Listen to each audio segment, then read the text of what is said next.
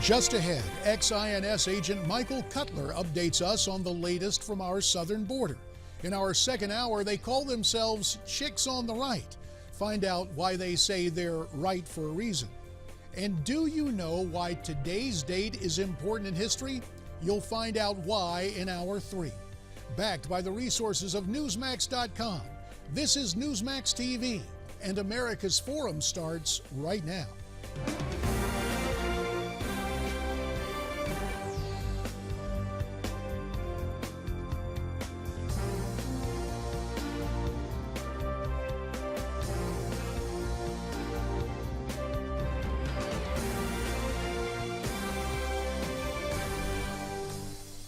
Alongside Francesca Page and John Bachman, J.D. Hayworth welcoming you to America's Forum for this Monday. The voice is almost back, gang, and we're going to use it, put it to good use today to talk to some folks who've got some important things to say, especially interested in what Michael Cutler has to say about the bills in Washington and what's happening on our southern border. Yeah, are we going to see a last-minute miracle as we've seen so many times from the Congress before? It seems like, at least today, and if you were listening to the Sunday talk shows, which I know we were all were over the weekend, two sides growing further and further apart, but maybe that's just the optics here. Based on my past experience, there's a commonality both in this business, in broadcasting, and in politics, at least on Capitol Hill.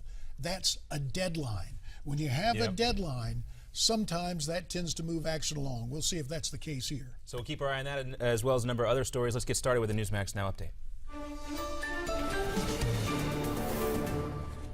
And speaking of deadlines, there are just a few days left before Congress heads home for a late summer recess, but the immigration crisis continues at the southern border and now in states in our nation's interior. Places like Nebraska are now housing illegal immigrants as the overflow across the border continues. And you may have seen the protests in Boston as well. Meantime, the president says he's not going to wait on Congress.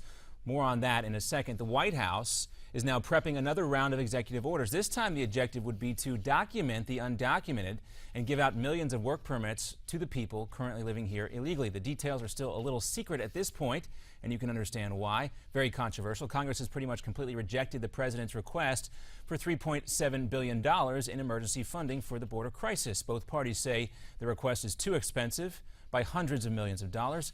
Obama said since Congress hasn't acted on the immigration reform bill or the most recent spending request, he would use his executive power to perhaps fix the problem. And now, as for the VA scandal, it looks like we had a breakthrough over the weekend. The chairman of the House and Senate Veterans Affairs Committees have reached a tentative agreement. Both chairmen say the compromise will still make the VA more accountable.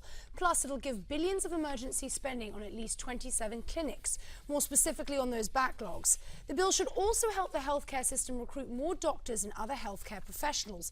In addition, this new plan gives veterans more options to go outside the VA if they need a workaround.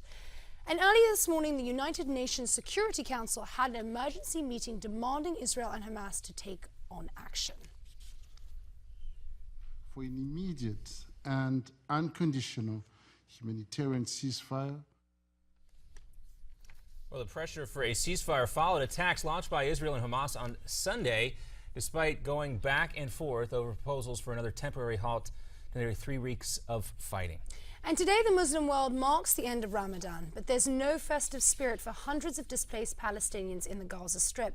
The top priority on this day is finding refuge at a United Nations school to escape the heavy fighting between Israel and Hamas militants. And as Palestinians flee for their lives, Israel's Prime Minister Benjamin Netanyahu continues to heap blame on Hamas for killing and sheltering terrorists. Well, first of all, Hamas is responsible for the deaths of civilians. We're not targeting a single civilian. We're responding to Hamas action, and we're telling the civilians to leave. Hamas is telling them to stay. Why is it telling them to stay? Because it wants to pile up their own dead bodies. They not only want to kill our people, they want to sacrifice their own people. That was Netanyahu appearing on NBC's Meet the Press. He also said that schools in Gaza are used to target the Israeli army, and that's why a UN school was hit. He added the devastation may have come from Hamas fire. And the Hamas militants are now turning to communist North Korea for weapons. They're asking for missiles and communication equipment to continue the war against Israel. Hamas has already made an initial cash down payment to set the deal. According to The Telegraph, Israeli military commanders believe North Korea experts gave Hamas advice on how to build tunnels in Gaza. The tunnels allowed the militants to move their weapons undetected. Meanwhile, over on CNN, former Secretary of State Hillary Clinton, also former First Lady there, expressing her concerns with Russia's President Vladimir Putin in the relations with the U.S. and that nation. Putin attacked me personally because he is very worried about any kind of internal dissent. So he wanted to clamp down on any opposition within Russia, and he wanted to provide more influence and even intimidation on his borders. Well, Clinton added that the U.S. and Europe were hoping for the best from Putin as he returned to president, but due to his actions, he quickly disabled those hopes. Well, John, it's back to our top story this hour. Illegal immigration. A weekend of rallies across the country reinforces the stand of many Americans on this hot button topic.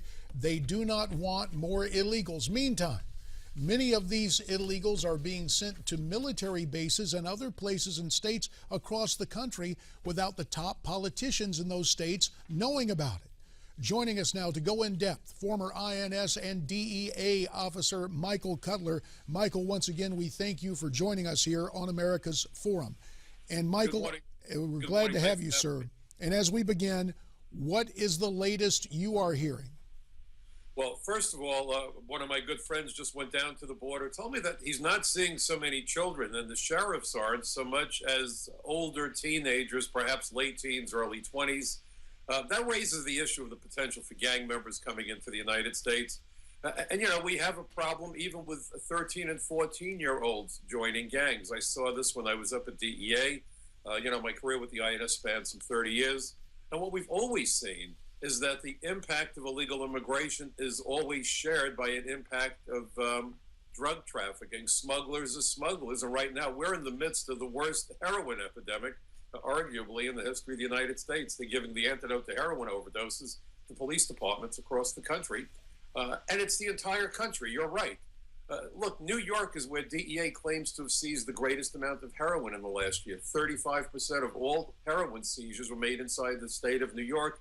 I think the American people are finally waking up to just how seriously all of this impacts them no matter where they live in the United States. And your friend's impression of what's transpiring on the border, backed up by that Pew report last week, having, what, over 80% of these aliens coming in being juveniles, really being teenagers between the ages of 14 and 18. Michael, I want to move to a couple of different states and their response. On the border, Texas, at long last, Governor Perry calls out the National Guard. Will he be able to use that guard at its most effective status?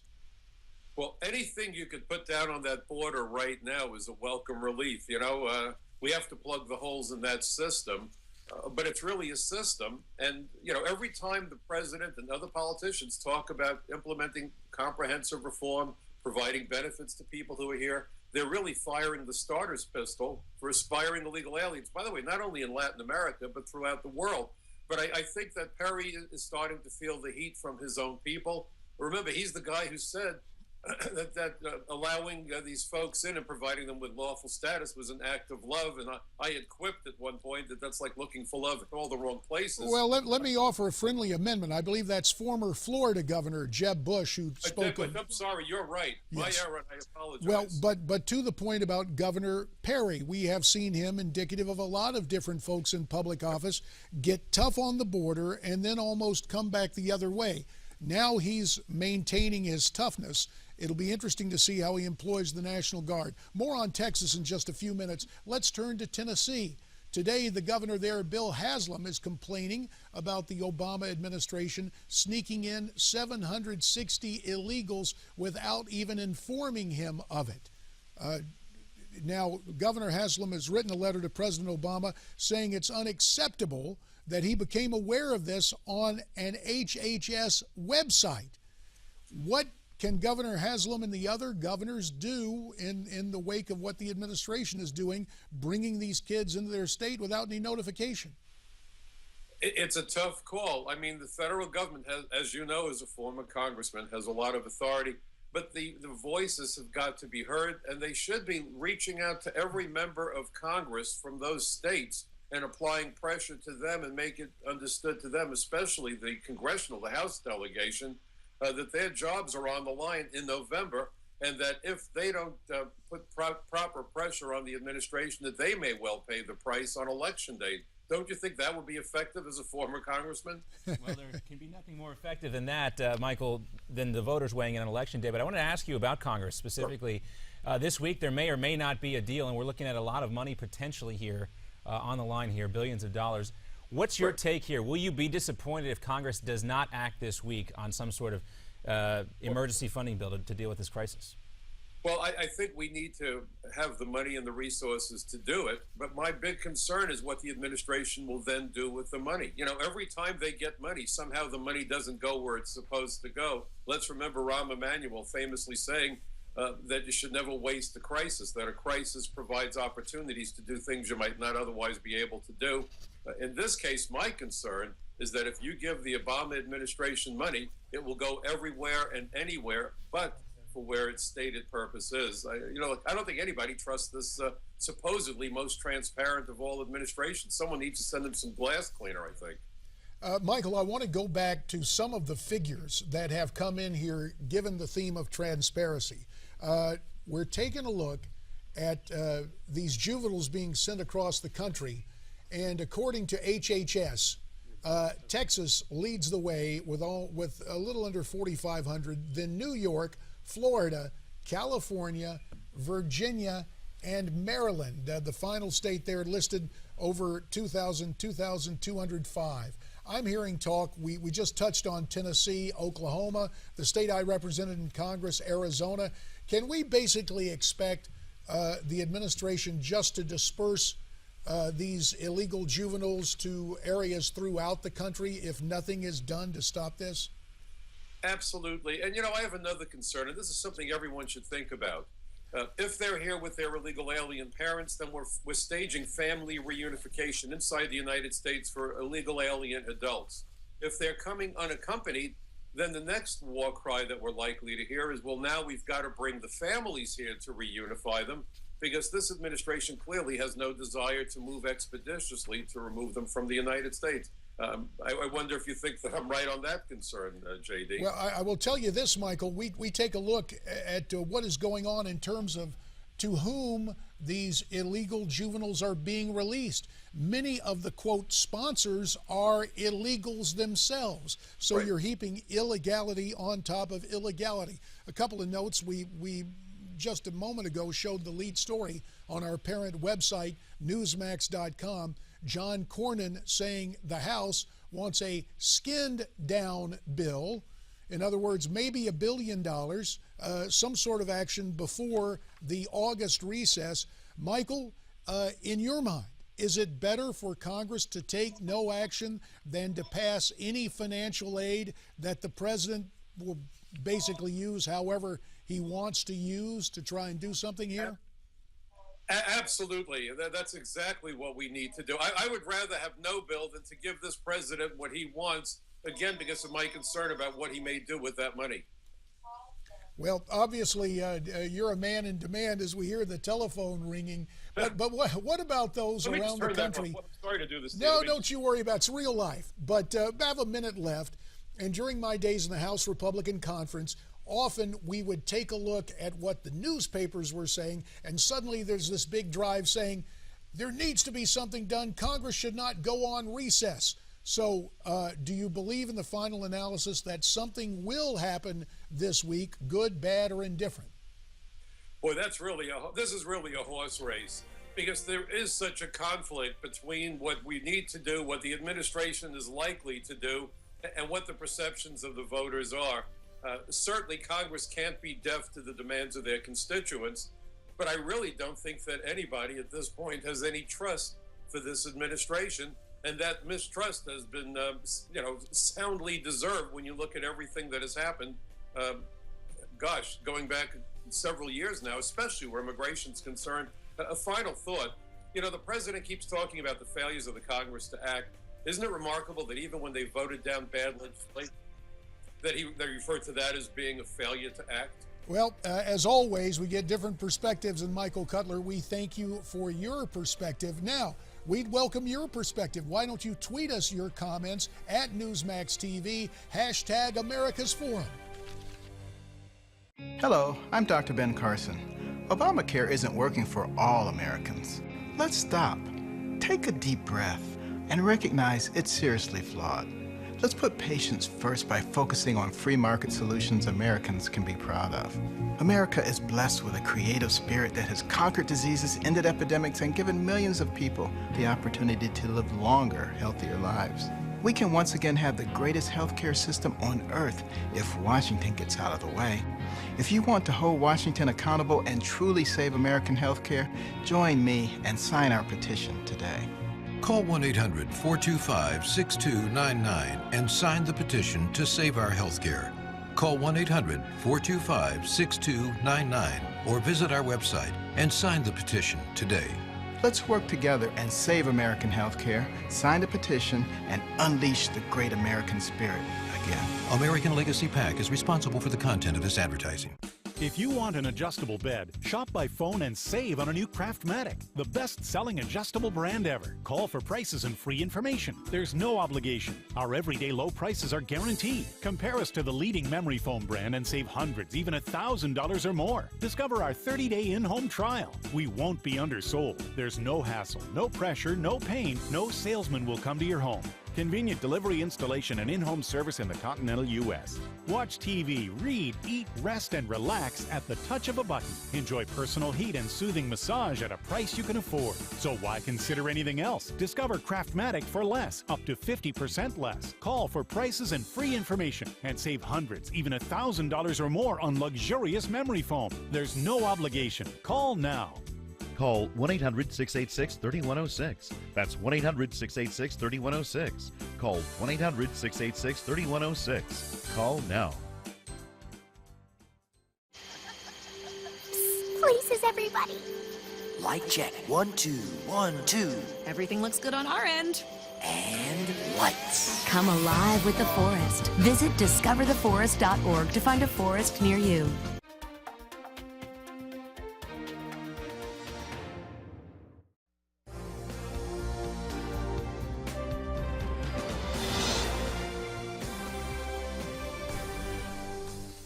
It was mentioned before during our Newsmax Now update, the UN demanding a humanitarian ceasefire in Gaza. Now, you may recall Israel has agreed to previous ceasefires, but Hamas has rejected each one, instead continuing its rocket barrage into Israel. Yet it seems to be Israel losing the PR battle. So, is the mainstream media ignoring Israel's right to self-defense? Our next guest says yes. He's written an article to back up his claims at thehill.com. Joining us now, my old political adversary during the so-called cable talk wars of the 1990s and beyond, Lanny Davis, political consultant for the eponymously named Lanny J. Davis and Associates, also former special counsel to President Clinton. Lanny, it's good to have you here this morning on America's Forum. Well, thank you. When we think about our past days, I really think of it as respectful sparring. And if you were an adversary, you were a formidable intellectual adversary. That's all. It was never personal because you're actually quite Of course charming. not. We had the battle joined and we had some interesting discussions. But we have an issue now that really, rather than debating you, I just want to ask you some questions. And first of all, what led you to write the article appearing now at thehill.com? Well, as I started the article, I reacted as a human being to seeing a Palestinian little girl paralyzed from the neck down because of an Israeli bomb, and I got sick. As I write, I had to turn away and almost tearful. But then I watched the report not tell the rest of the story, which, as much as my heart went out to this poor little girl and to all the civilian casualties on both sides, mostly on the Palestinian side, it's absolutely fundamental to journalism that you don't tell one fact and then ignore another fact. And the second fact missing on, I have to say, mostly CNN, MSNBC, only really Fox seems to address the second fact, which is that Israel is acting in self-defense and doing everything it can beyond what any army that I know of in history has ever done to warn Hamas and the civilians where the rockets are embedded in homes, hospitals, and using children and women as shields, which is a defined war crime that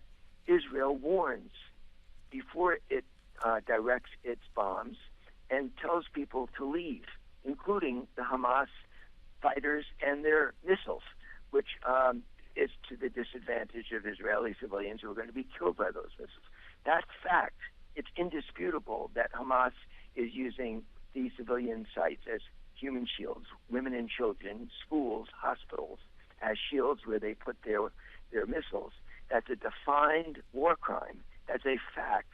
And the number of journalists who show these terrible scenes in Gaza, who then say, however, and add the indisputable fact that I've just described, are few and far between. Lanny, you made mention of CNN, and in fact, Israeli Ambassador Ron Dermer took exception to CNN's handling and reporting on the crisis. Take a listen to this exchange from the cable news network, and we'll get your thoughts after we listen to it. Do you not think that it's relevant to report on CNN that the Secretary General of the United Nations yesterday warned against the use of UN schools and shelter for rocket missile depots of Hamas? And Ambassador, it is relevant. And let me ask you this, because of what you said. But Aaron, I've been listening for 2 hours of reports on CNN. I have seen split screens, horrible pictures that any decent human being would be horrified by. I have not heard a single person say what I just said to you now. And I think that that does a disservice to your viewers. Now, the Israeli ambassador continued his attack on CNN's bias with a suggestion that the network was not properly doing its homework on the conflict. Lanny, as we made mention of before, you're no stranger to these cable news newsrooms. What is your take on what is transpiring at CNN and other mainstream media outlets? Well, 2 points I'd like to take issue with. I don't think we disagree, but I think to be complete in the way you asked the question. First, it's not just CNN. It's all the cable news networks. I think Fox has been more balanced than MSNBC and CNN. Also, the network broadcast. I watch Brian Williams, an old friend of mine. Again, CBS and ABC focus on the terrible, terrible tragedy that I started out by noting made me sick of children and civilians in Gaza being killed, but then didn't add the fact, which I believe is mandatory, not discretionary. It's mandatory that you say, however, no matter what you show on the West Bank, on the Gaza civilian story, you must, without any exception, add, however, it is a fact that Hamas uses these children that you've just seen killed and maimed by Israeli bombs as human shields, which is defined as a war crime. And I saw Brian Williams with a correspondent from NBC doing a similar story of this terrible tragedy going on and didn't ask the correspondent, well, isn't it true that these children that we just saw are intentionally used by Hamas as shields where they place their missiles in schools, hospitals, and in their homes, where the home is one part an arsenal of missiles and the second part of the home is supposedly where people live. And then also add that Israel warns by dropping leaflets, sending text messages, placing phone calls, we're about to bomb, you get out. And no other army I know of in world history has ever done that. Lanny, obviously you are a proud Democrat, and we alluded to our friendly discussions in the past on various cable networks. But taking a look at what is transpiring, policy is predicated on politics, which in turn is predicated on perceptions. As you take a look at the Obama administration and its approach in terms of foreign policy, how much of the indulgence of the viewpoint of Hamas may be an outgrowth of this administration's less than energetic embrace of Israel, as it appears to so many? Well, I don't have any doubt that President Obama and Secretary Kerry are extremely pro-Israel and support Israel.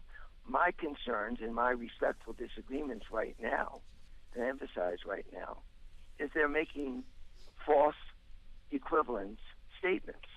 For example, the President has asked for, quote, an unconditional truce. Unconditional, humane truce means that Hamas cannot use the truce to import arms and more missiles. It means food and medical supplies and other humane materials, which Israel has said yes to every time, and Hamas has said no to. So when the President of the United States says, I call for an unconditional ceasefire, which I support, if the words unconditional means but limited to humane materials, food and medical supplies, etc., and prohibiting any military supplies, he must add that sentence after the words unconditional, as well as Secretary Kerry going to Europe and going any other place other than being in the Middle East and working with Egypt, which is the best broker of a ceasefire, and Secretary Clinton in November 2012 in a very similar situation, before an intervention was necessary, before the rockets got out of control, 1,000 or 1,500 a day. She supported the president of Egypt, who in those days was Morsi, the head of the Brotherhood, and she and Morsi were able to get a ceasefire. So I don't know what Secretary Kerry thinks he's getting out of Europeans when he ought to be in the Middle East working with Egypt. Well, you mentioned Secretary Kerry, and Lanny, over the weekend, a lot of columnists and opinion leaders in Israel spoke rather disapprovingly. We've got about a minute and a half left, but I believe a columnist in the Jerusalem Post went so far as to talk about Secretary Kerry's, quote, betrayal of Israel by inserting himself into the discussions and trying to come up with a new template for a truce. Has the Secretary's work been counterproductive? You know, I don't use words that have personal attack connotations or impugning people's motives. You know that about me, JD. So the word betrayal is way, way over the top. Secretary Kerry, I respect greatly, known him since college, wants peace in the Middle East and is very pro-Israel. But his judgment is flawed. And therefore, I would say his judgment in not supporting Egypt and not insisting that a ceasefire be without any import of armaments or missiles, and then Israel would accept, as I think the world would want, this bloodshed to stop. I think his judgment is flawed, but he's tried very hard, and I would not impute his motives at all. All right, Lanny Davis, we appreciate it. Again, your article entitled Journalists Must Report on Israeli Self-Restraint. It can be found at thehill.com. Lanny Davis, many thanks for your time here on America's Forum. Thanks so much, JD. So your take on what is transpiring in terms of press coverage, why don't you tweet us your comments at Newsmax TV, hashtag America's Forum. We'll have a Newsmax Now update coming up. When demand is high, so is opportunity. There is only so much silver in the world, and over half of all silver produced each year is used in industries that make products like cell phones, cars, and computers. This industrial demand is one reason silver has performed so well, and why some analysts are predicting a future surge in silver demand. Since silver is the lowest priced precious metal, shouldn't you see how silver can help diversify your portfolio? Goldline has been helping people acquire precious metals like gold and silver for over 50 years. Getting started is easy. Just call the number on your screen to receive our free investor kit. Shipping is free. You pay the same price using cash or credit card. And qualifying orders are eligible for Goldline's Price Guarantee Program. Call now to get started, because greater silver demand creates greater opportunities. Do you have questions about Medicare? Are you new to Medicare? Are you wondering about your choices? With over 30 years of Medicare experience, United Healthcare Medicare Solutions can help. Call now to learn more about plans available to you, including AARP Medicare plans. or to get this free Medicare Made Clear answer guide. It was created to help make the different parts of Medicare easier to understand. Medicare has two main parts, Parts A and B, to help cover a lot of your expenses, like hospital care and doctor visits. But they still won't cover all of your costs. United Healthcare has the information you need to help you be better prepared when making Medicare decisions. So call toll-free now or visit us online. Are you looking for something nice and easy, like a single plan that combines Medicare Parts A and B with medical and drug coverage? Well, a Medicare Advantage plan can give you doctor, hospital, and prescription drug coverage all in one plan. Maybe you'd like help paying for your prescriptions. Consider a Part D prescription drug plan.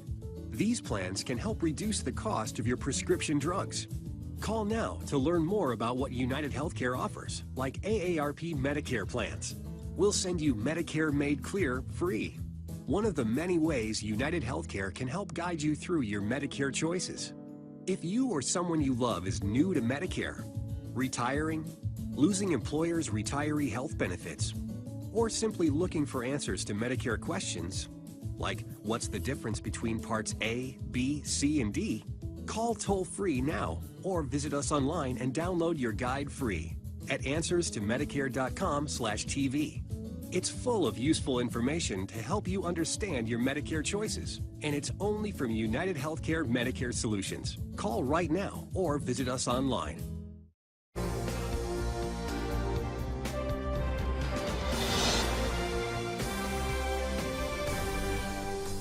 Back with John Bachman and Francesca Page. J.D. Hayworth welcoming you again to America's Forum. Folks, it was very interesting to hear Lanny Davis in that interview. Of course, Lanny, a proud Democrat, but went to great lengths not to embrace what the Jerusalem Post had to say about Secretary of State John Kerry when that newspaper called it a betrayal of Israel. The secretary inserting himself into this with a new ceasefire plan. But Lanny Davis, in essence, said it was a serious mistake in judgment. So that shows the concern among fellow Democrats with the foreign policy being wielded by the President and the Secretary of State. Jerry, you looked as those things were worked out over the weekend, including late into the night, early this morning at the UN. It appears as though they were treating Kerry as a ceremonial member of the process, injecting himself into this. He's been to the Middle East so many times before, not really able to get anything done this time either here. And his name comes up as if just to give him some sort of credit, like they have to do, like an obligation almost to the Americans. Absolutely, and again, I've said this before, but it's another situation of possibly too little too late in this. It's no mirth should be addressed to this, but I keep coming back. What was the movie a few years ago, Wedding Crashers? Yeah. It's almost as if the secretary becomes a treaty crasher. Right. Right, in a way. Exactly. Well, of course, keep our eye on that story as the violence in Gaza continues, and also more tension in the West Bank as well, ramping up now, an ongoing issue here. But much more to talk about. We'll keep our eyes focused on some stories here at home with this Newsmax Now update. We'll start in California. Wildfire that began on Saturday west of Yosemite National Park has now quadrupled in size to more than 3 square miles. So far, it's destroyed one house near that park, that according to a local ranger. About 100 homes have been evacuated since the weekend. 2 shelters open for people and animals in that area. The wildfire in California is just one of dozens burning across the western U.S. right now. And a beautiful day in California turned deadly after a lightning strike. It injured 13 people and killed 1. The lightning hit the water at Venice Beach, a very popular tourist area, made famous by freak shows and outdoor gyms. Fire officials said most of those taken to hospitals were mainly shaken up and were expected to be fine. The Obama administration is often blamed for starting a war on coal, and it's true the White House has attempted to trim the use of, quote, dirty fuels blamed for global warming. Domestic coal use has decreased, but now energy companies are sending America's unwanted leftovers to other parts of the world. In fact, the U.S. Has seen coal exports skyrocket recently. The result, even more population on a global scale. Mining companies are finding new customers. Germany is now among the top 4 European importers, along with the UK, the Netherlands, and Italy. One of the 52 million tons of coal exported last year, 31 million tons go to Europe. And today, Australian police said the crash site of Malaysian Airlines Flight 17 is still too dangerous for investigators to enter. We have to consider, as we have from day one, given a range of factors, given the spread of the crime scene, given the nature of this disaster, the trauma on the bodies of the victims, and now given these added complications of not being certain about when we'll get access, environmental factors, we have to prepare ourselves for the possibility that not all remains will ultimately be recovered. Also today in the Ukraine, police sent there to secure the crash site have been sent away, just too dangerous to the fighting going on. Also, a Ukrainian security spokesman says information from the recovered flight data recorders shows that Malaysia Airlines flight MH17 crashed due to a massive explosion, loss of pressure, and being punctured by shrapnel several times. According to that spokesman, the plane suffered a, quote, massive decompression after it was hit by fragments. He said, in fact, they came from a missile. And French investigators have landed at the Air Algérie crash site. The plane's black boxes will be transferred to France for analysis as officials begin the process of identifying the remains of the dead. The Air Algérie plane crashed in northern Mali last week, killing 118 people aboard. Well, again, weather seems to be the main culprit there for that particular story. A lot of those speculation involved because of what's happened recently. But we do want to turn our attention to a story a little bit more touching than the last we've covered. It should touch anybody who has served in the military, has a family member who served in the military, or anyone with a heart, really. And as that is the return of a flag meant for a fallen comrade's family. This is taking place in Humble, Texas. Lance Corporal Fred Maciel was killed in Iraq in 2005. The flag was signed here, you see here, was signed by fellow Marines and meant to be delivered to his family, but instead somehow it wound up at a flea market in Tennessee. Lainey Brown, who is the mother to one Marine and the mother-in-law of another Marine, saw it at that flea market and was prepared to pay any price to buy it and return it to its rightful family. And she, in fact, did buy it and then took to the internet to locate the corporal's family, and now that flag is back where it belongs. What a wonderful story. It goes to show, and perhaps this is indicative of the American people, but especially Marines, as the son-in-law of a Marine, I can tell you not only did that keep me minding my P's and Q's in the courtship of the Marine's daughter, but I can tell you, and we lost him now 6 years ago to cancer, but William L. Buck Yancey may have been somewhat diminutive in stature, but he had, what was that Eisenhower said? It's not the size of the dog in the fight, it's the size of the fight in the dog. He was a guts-up Marine, actually left high school early to try and join the Marines, made it until his final week of boot camp when his parents tracked him down, hauled him back to Mississippi to finish high school. And then after finishing high school, he went back to experience the pleasures of Paris Island. That's wanting to be a Marine. So I hear this story and I think of my father-in-law. I also think of the loss of Lance Corporal Fred Maciel and all those who gave the last full measure of devotion in Iraq and in Afghanistan. And we have to remember those sacrifices and Semper Fi to the families involved and to all Americans who gained some insight from this particular story. We try not to waste these opportunities and get these stories out there. Let people know there's good stuff going on and good people out there still in this world. Much more to come here on America's Forum. We're back right after these commercial messages. Are you suffering from lower back pain?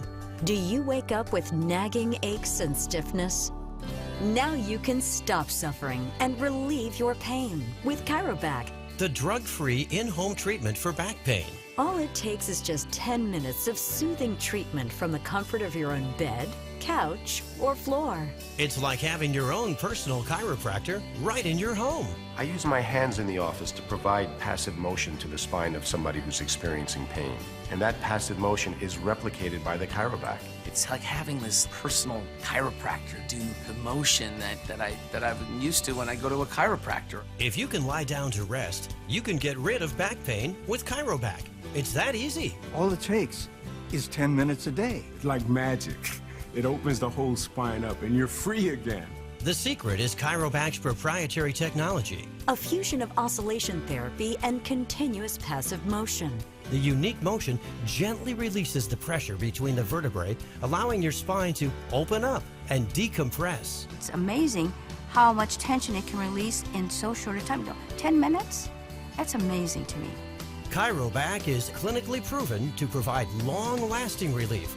In fact, Chirobac was proven 200% more effective than inversion therapy. It even proved more effective in relieving lower back pain than exercise. Call now and try Chirobac risk-free for not 30 days, but 60 days with our triple guarantee. If Chirobac does not relieve your back pain, return it and we'll refund the purchase price, refund the shipping charge, and even pay the return postage. So give Chirobac a try today. Chirobac, relief at last. Visit trychiro.com right now or call 1-800-334-9816 for your risk-free trial. That's 1-800-334-9816. Call now. Hi, I'm Jean, and this is my one and only Henry. We just love scouring flea markets for special treasures. But with my type 2 diabetes, we now spend all the time at the pharmacy. With Medcare, I don't have to. They deliver everything I need right to my door with free shipping. Plus, Medcare takes private policies, Medicaid, even my Medicare. Sleep apnea machines, nebulizers. Medcare has all the finest medical supplies. The best part, Medcare saves us money. Medcare allows us the time to do the things we love. Medcare, we deliver a better life.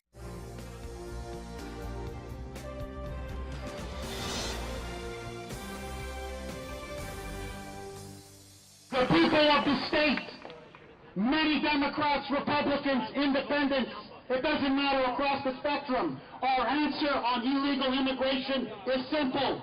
Send them home. Send them home. Send them home. Send them home. A video courtesy of the Boston Herald. And as you can see, an anti-illegal immigration rally this past weekend in Massachusetts. Obviously, a lot of people remain concerned across the country with this whole influx of illegal immigrants. Here to discuss the attitudes there in Massachusetts and a few other topics, Howie Carr, radio talk show host at WRKO Boston and a columnist with the Boston Herald and a regular here on America's Forum. Howie, we thank you for Skyping in with us this morning. Thank you, JD. Always a pleasure. So, Howie, we understand that in print and in television there is a disparity on the estimates of the crowd at that huge rally this past weekend. How many people do you think came out there? Well, the lowball number from the police and the Globe, that the Liberal Globe, was about 700. Jeff Cooner, the guy you just saw, he's my colleague at WRKO. He said 10,000.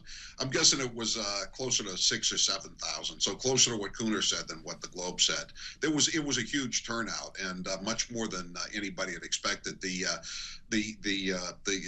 trolls, shall we say, on the internet were predicting 30 to 100 people would show up, and obviously it was a huge gathering. So it's safe to say this rally against illegal immigration numbered in the thousands. Now you contrast this popular assembly there with what has transpired from Massachusetts Governor Deval Patrick talking about bringing more illegals into the state. Have there been illegal immigrant rallies there as well? There have been a couple in that same general area on the Common right across from the State House, but they've been much smaller. They've been conducted on weekdays too, by the way. You'll notice this was conducted on a Saturday because most people have Saturday off if they work. Now, the problem with Deval Patrick is his administration has not given the straight story to the people from day one. First, they said they didn't know about planes coming into Hanscom and Logan. Then they said, oh, well, they're just being held in federal custody. Then they said they're not going to be held, the people aren't going to be held here for very long. There aren't any people going to be held here. Now, then they're going to not be held long. Now then they said it was 4 months they were going to hold them. And now they say, well, okay, you did catch us. There aren't any deportation hearings until 2017 for these people. So yeah, instead of 4 months, maybe they are going to stay 3 or 4 years. You know, they've just, they have no credibility left, Jeff. You know how JD, you know how this works. And the Globe, the liberal paper, did a poll last week, and they thought they would say, well, people in Massachusetts, the bluest of states, still support bringing these people in. I think they were rather shocked to find out that even when they tried to word the question for a positive response, it was still 50-50. Half of the people in the state want them gone. as soon as possible. And when they said, what if the state has to assume any of the costs, which of course the state is going to have to assume, the number that wanted them here to remain in Massachusetts is 25%. It was 3-1 against them staying. Well, we see that coming out of Massachusetts, and that certainly has implications at election time. But before you get to elections, there's actual governance that has to take place. Howie, your take on what's transpiring in Washington? You've got the Senate with the Harry Reid, Barack Obama package of close to $4 billion, what John Cornyn is terming a skin-down package from the House. And all this taking place in this week before Congress takes its August vacation recess. Do you think the pressure is on Congress to pass something, anything, or do you think it's better that Congress just say no when it comes to any legislation on the border? I don't know, JD, you've been in Congress. You know better than me how things work. I think it would be better just to say no. I mean, this is obviously a pork-laden project. I mean, even by the Democrats' own reckoning, a lot of this money is going to go to lawyers for the illegal aliens. So in other words, and then they're going to hire more judges to hear the cases against the illegal aliens. So the U.S. taxpayer is paying for the lawyers that are going to be acting on behalf of the illegals, and also the lawyers that are going to be supposedly trying to get them deported, and the judges who are obviously going to be in favor of keeping the illegals in. I mean, why do we need to spend this kind of money? It's ridiculous. It's a total waste. I mean, it would be much cheaper to put them on first-class air flights back to wherever they came from. Howie, on this topic, we began our conversation with the disparate reports in the Boston media, and bias in the media is something you often expose in your time with us, and we do appreciate all your insights on that. Concerning bias in the mainstream media, Sarah Palin has decided to create the Sarah Palin channel. I guess you can get it online, saying she's fed up with traditional media outlets. Let's take a listen to Governor Palin making the announcement, and we'll get your reaction. Here is Governor Sarah Palin talking about why she's creating the Sarah Palin channel. Are you tired of the media filters? Well, I am. I always have been. So we're going to do something about it. I want to talk directly to you on our channel, on my terms, and no need to please the powers that be. Most importantly, I want you to talk directly to me. That's what I'm most anxious about, hearing from you. So, Howie, the first question, and the most obvious one, I believe, is this. Why is Sarah Palin choosing to launch this channel right now? You know, JD, it seems like she's in some kind of a high school relationship with Roger Ailes from Fox. I mean, he had her on for a while, then he got rid of her. Then I thought he brought her back, and now I guess she's gone because she's trying to set up her own channel here. I think the important words, though, that I read that jumped out at me, JD, were subscription based. That means you have to pay to get this channel, $9.99 a month. I don't like media filters, and you don't either. But I guess in a way we are media filters, and we don't cost anybody anything. Well, Howie, that'll have to be the last word on that. As always, we thank you for your perspective, and we look forward to our next visit with you. Thanks so much, Howie Carr. Thanks, JJ. All right, you heard what Howie had to say on illegal immigration and the Sarah Palin channel. Do you have some thoughts you'd like to pass along? We welcome those thoughts via social media. Tweet them to us at NewsmaxTV, #AmericasForum, and our program continues following this message. Pat Boone here with a question. Which asset class has grown five-fold over the last decade? It's not stocks, not bonds, not even real estate. Precious metals, that's right. Silver and gold are real money, and they have been for thousands of years. They're a trustworthy dollar alternative and money worldwide. Best of all, precious metal prices are still within reach for every American. I've been suggesting buying precious metals for years now, and to show you how sincerely I mean it, my friends at Swiss America will send you a free silver ingot just for making time to discuss the value of owning some gold and silver as wealth insurance. Why don't you call them now at the number below, or visit SwissAmerica.com and you'll be rewarded in silver. Life's full of dark clouds. Swiss America can help you find their silver and gold lining today.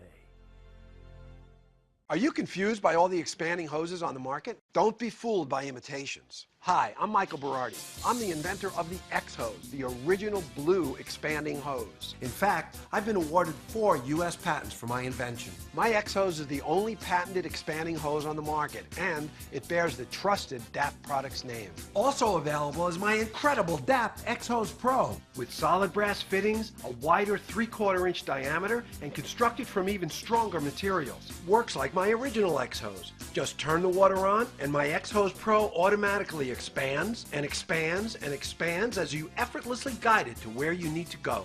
And when you're finished, my X-Hose Pro will automatically follow you back and contract for easy storage. My DAP X-Hose Pro is great for homeowners and professionals. I own a mobile detailing company, and this hose saves me a lot of time and energy on my job. It never kinks, it is super lightweight, and hardly takes up any space in my trailer. What I enjoyed when I watched her using the X-Hose Pro is that the hose actually looks like it's helping her use it. This 50-foot 3/4 inch rubber hose weighs over 11 pounds. My 50-foot 3/4 inch X-Hose Pro weighs only about 2 pounds. My DAP X-Hose Pro is actually made from a tough, multi-layered expandable inner hose and a folded outer covering made from durable, super strong webbing. Because of its patented design, my X-Hose Pro will never kink. Get my amazing DAP X-Hose Pro for only $29.95, but call right now and get a second X-Hose Pro free. Just pay processing and handling. Durable, solid brass fittings, super strong materials, strong enough to pull an SUV, 3/4 inch diameter for a powerful spray, and incredibly light. So call now. I promise you'll love it. Call 1-800-330-8854. Call now and get a second X-Hose Pro for free. Just pay separate processing and handling. So call 1-800-330-8854. 1-800-330-8854 and order your X-Hose Pro today. Smile! No matter how well you provide for your family today, if you don't have life insurance, their future may be at risk. Think about what would happen if you were gone. Would they struggle to pay the bills and face an uncertain future? They don't have to. You can help guarantee those you love $200,000, $500,000, $750,000 or more with life insurance through AIG Direct. We'll help you get more for your money, up to 70% more. Just look, less than $14 a month buys a 40-year-old man a $250,000 term life policy. That's up to 3 times what you can get from other companies for the same price. No wonder millions of people rely on AIG companies. The call is free, the quote is free, and there's no obligation. Make the future more secure for those you love. Call now so you can sleep better at night. For a free quote, call 1-800-558-5246 or visit AIGdirect.com.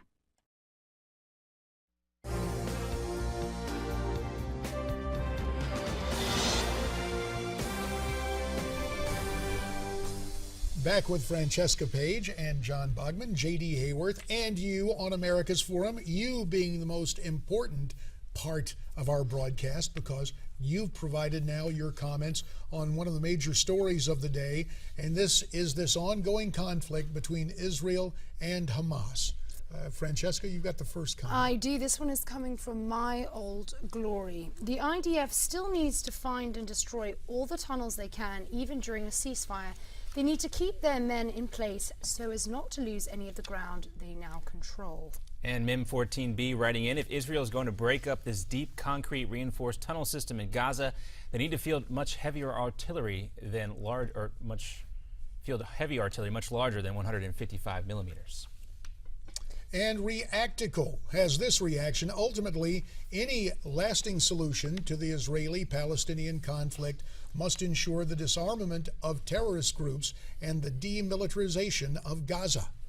And this from Eglander, war is cruel. Israel must stop playing nice and end it by going all out for victory over an enemy that is not interested in peace and will continue to cycle the same behavior over and over. Joe A. writing in, the media needs to stop referring to the civilian deaths in the Gaza Strip. There are no civilians in the Gaza Strip. They are all participating terrorists. John 20:16 writes the following, When you make a deal with Hamas, you are shaking the hand of the devil. The only way to be rid of terrorism is to be rid of the terrorist. And strong words from Butch. Wake up, world. Take into consideration the fact that whenever a ceasefire is arranged, it is Hamas who continues to use military aggression in spite of the best efforts of the peacemakers. Who can blame Israel for trying to protect itself? They have offered, in good faith, a way to stop the violence, yet Hamas turns a blind eye to any meaningful resolution. Well, we spoke of it earlier. Lanny Davis joined us to talk about it. This effort by the United States, specifically Secretary of State John Kerry, to try to broker some sort of ceasefire. And, of course, Secretary Kerry stepping in after President al-Sisi and the Egyptian initiative was started.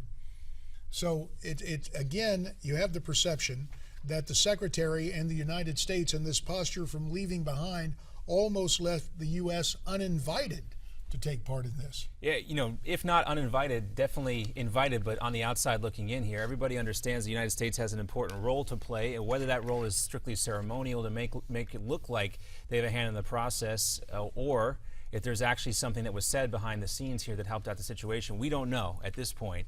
What we do know is that what the UN did last night, certainly causing a little bit more controversy, not really helping out the situation when you look at things from Israel's perspective. And it's interesting, we're talking about the Middle East and America's role there, because when we look back to something now known as the Camp David Accords, the United States played a very active role, and that is the subject of this American moment.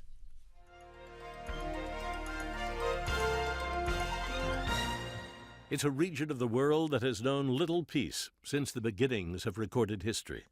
But in September of 1978, President Sadat of Egypt, Prime Minister Begin of Israel, and President Carter of the United States set out to change that. Initiated by the Egyptian leader's proclamation that he would be willing to travel anywhere, even Jerusalem, to seek peace, President Carter persuaded the two former enemies to meet with him at Camp David to seek a lasting peace. On the 17th of September, 1978, the Camp David Accords were signed, returning the Sinai to Egypt and creating a framework by which Palestinians could have autonomous and self-governing control over the West Bank and Gaza. During the announcement, President Carter was clear more work needed to be done. The questions that have brought warfare and bitterness to the Middle East for the last 30 years will not be settled overnight.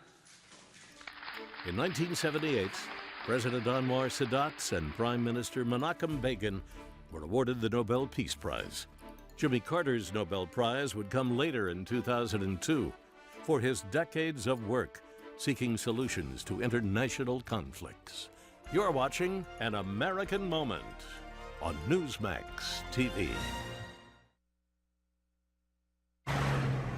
When you break down or need help fast, there's AAA and there's Auto Vantage. Let's see who has the advantage. AAA Plus covers you for up to a 100-mile radius. So for a 150-mile tow, it could cost you up to $200 out of pocket. With Auto Vantage, you're covered up to 150 miles at no additional charge. Advantage Auto Vantage. With Auto Vantage Locate Me technology, we'll find you with GPS by leveraging all the largest cellular carriers in America and provide you with professional roadside assistance. With AAA's Find Me service, they can find you with GPS, but only if you're calling with certain carriers. Or you can call, explain the intersection where you broke down, and hope you described your location correctly. Advantage Auto Vantage. Auto Vantage provides lockout assistance of not just access to our certified mechanics hotline for repair advice and to tell you what real service costs should be. So if you're considering renewing or joining AAA, stop and take advantage of our 25 years of quality service in all 50 states. Just call or log on and see our head-to-head comparison against AAA and why it makes sense to switch today. Like hundreds of other benefits and discounts we offer at more than 20,000 Auto Vantage certified service centers, hotels, and car rentals. Now get ready for the best part. For a family of 4 drivers, AAA Plus could cost you $139 or more per year. Auto Vantage, $69.99. We cover you and every member of your immediate family at no additional charge, whether they're home, or away. That's just the right thing to do. Advantage, AutoVantage. Call or log on now. Call 1-800-735-4186. That's 1-800-735-4186 or log on to www.tryautovantage.com.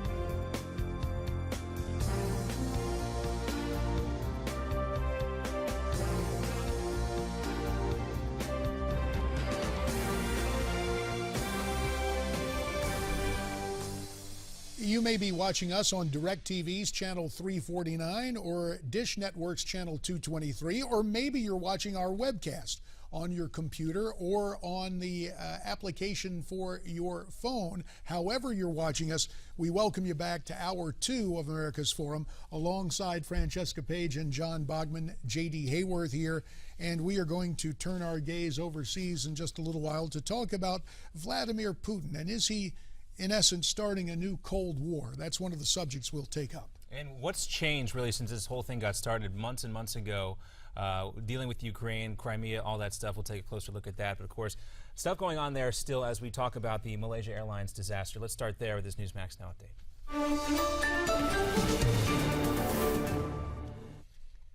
And new satellite images prove that rockets have been fired from Russia into eastern Ukraine. That, according to the U.S. government. Now, a 4-page document just released by the State Department appears to show blast marks from where rockets launched and craters where they landed. Officials said the images, sourced from the U.S. Director of National Intelligence, show heavy weapons fired between July 21st and July 26th. That, of course, came after the downing, the July 17th downing of Malaysia Airlines Flight 17. But the Russian Foreign Minister Sergei Lavrov has dismissed U.S. claims that rockets were fired from Russia into eastern Ukraine. During a televised news conference, Lavrov wanted to know why it took 10 days before the U.S. released satellite images backing up its claims. He also said accusations that rebels are traveling freely into Ukraine from Russia are false. Meanwhile, and again today, investigators are stopped from reaching the crash site as heavy fighting between pro-Russian rebels and Ukrainian military troops continues. An international team is trying to secure the site that has been under rebel control since the plane was shot down. Ukraine is accusing the rebels of tampering with the site in order to hide their role in bringing that plane down. The rebels deny any responsibility. And in Maine, a neighborhood is still reeling from the shooting deaths of a family of 5, including 3 children ranging in age from 3 to 12. The bodies were discovered Sunday after a family friend who was concerned about their well-being contacted the apartment complex. Investigators found a gun near the bodies. Neighbors say they are stunned by the deaths, especially of that young children. Loved those children like they were my own, and they'd play outside over by the mailboxes. Investigators don't believe anyone outside the family is involved. Autopsies are scheduled today. The investigation is ongoing. A tough story there, Francesca. Well, now, if a rematch of the 2012 presidential election were held today, GOP nominee Mitt Romney would top President Obama in the popular vote, and it would not be close. That, according to a new national survey. According to the poll here, if the 2012 election were again held today, Romney would capture 53% of the popular vote. President Obama would get just 44%. And even though Romney continues to deny he will run for the White House again, the CNN ORC poll indicates that 55% of Americans would support Hillary Clinton over Mitt Romney. Interesting take there. And John, we touched on it earlier, just what is transpiring in the Ukraine, Vladimir Putin's behavior and escalating fighting in eastern Ukraine, that continuing conflict between Ukraine and Russian sympathizers, perhaps even Russia itself, leading to growing concerns that the Russian bear may be on the verge of starting the next Cold War. Here to discuss that threat, Dan Kochis, research assistant for the Margaret Thatcher Center for Freedom, and joining us today from heritage.org in Washington, D.C. We thank you very much, Dan, for your time. And let's preface our conversation with what General Martin Dempsey had to say. He said the ongoing crisis in eastern Ukraine has prompted the Pentagon, I believe he used the words, dust off the unused battle plans from the Cold War, even going so far as comparing Putin's alleged involvement with the pro-Russian separatists in the Ukraine to what transpired with Germany's invasion of Poland in 1939. Another sovereign nation to achieve its objectives. It's the first time since 1939 they're clearly on a path to assert themselves differently, not just in Eastern Europe, but Europe in the main and towards the United States. Dan, do you agree with General Dempsey? In large part, yes. I do think that there are very important differences between the Cold War and now, but there are certainly elements of the Cold War and what Russia is doing. I think at the end of the day, though, it's more neo-imperialist in that the Russians are looking to reconstitute a Russian empire. They're referring to many of the lands in Eastern Europe as Nova Russia, New Russia. And so the idea is that these are lands that are Russians to begin with, and that they're going to retake them. So I think that that's an important distinction. But at the end of the day, that's correct. Certainly, U.S. allies in the region, in the Baltic states and in Poland, very concerned about Russia's actions, and the United States should be as well. Well, the simple question, a lot of media outlets have spoken of a new Cold War. Is there one underway started by Vladimir Putin? Well, again, I don't think it's a new Cold War because the Russia isn't the empire that it used to be. It doesn't have the economic power that it used to be. Its fertility rate is so low that it's basically rotting from the inside. It's very poor. But there are distinct elements. Obviously, Russia's actions in South America, they're cozying up with Cuba once again, and certainly their aggression against their neighbors in Europe is very worrying and is somewhat reminiscent of parts of the Cold War. Can anything or anyone stop Vladimir Putin? You mentioned the long-term economic viability of the Russian Federation. What's happening internally there in Russia? Well, internally, the Russian, top brass, Putin and those around him, they're basically stealing from their people. If you go outside of Moscow and St. Petersburg, it's actually quite poor. And these are basically kleptocrats that are taking money, taking the resources out of the ground and using it for their own personal gain. There are those that think that Vladimir Putin is actually the richest person in the world. But at the end of the day, what they're doing is they're feeding these sort of lies and deceptions to their people. The West is coming after us. We're protecting ethnic Russians. We're protecting Mother Russia. And so there was an interesting poll actually last week. Gallup poll stated that most Russians believe state TV. So when you sort of believe these lies, Putin and those at top can't then come back and say, well, actually, we weren't right about that, and then that's not the case. So they have to kind of continue to play into this. Dan, does Putin really want to annex eastern Ukraine here? Following up on what you were just saying right there, when you look at the difference between eastern Ukraine and Crimea, of course, had a Russian military base there, a naval installation, more ethnically Russian people, eastern Ukraine, a different set of circumstances. That's correct. I do think that there is somewhat of a distinction there, right? So Crimea has obviously the port at Sevastopol that the Russians are very interested in. There are quite a few ethnic Russians in eastern Ukraine, but look, Russia can't afford to absorb them. They really couldn't afford to absorb Crimea into Russia, certainly the cost of the pensioners there. But at the end of the day, what they want is they want to destabilize Ukraine. They don't want a Ukraine that can go look to the West, look to joining NATO, look to joining the EU and sort of Western economics. They want to destabilize Ukraine. And so sort of this civil war that's going on plays very much right into the hands of the Russian leadership. Now, is that the more likely scenario? You talked about the Russian people believing the state-run media lies. Does Vladimir Putin believe these lies? Does he think that's really the more likely scenario than perhaps more pressure coming from Europe with those sanctions expected this week? I don't think that Putin believes the lies himself. I think that he recognizes that he needs to keep these up in order to keep power.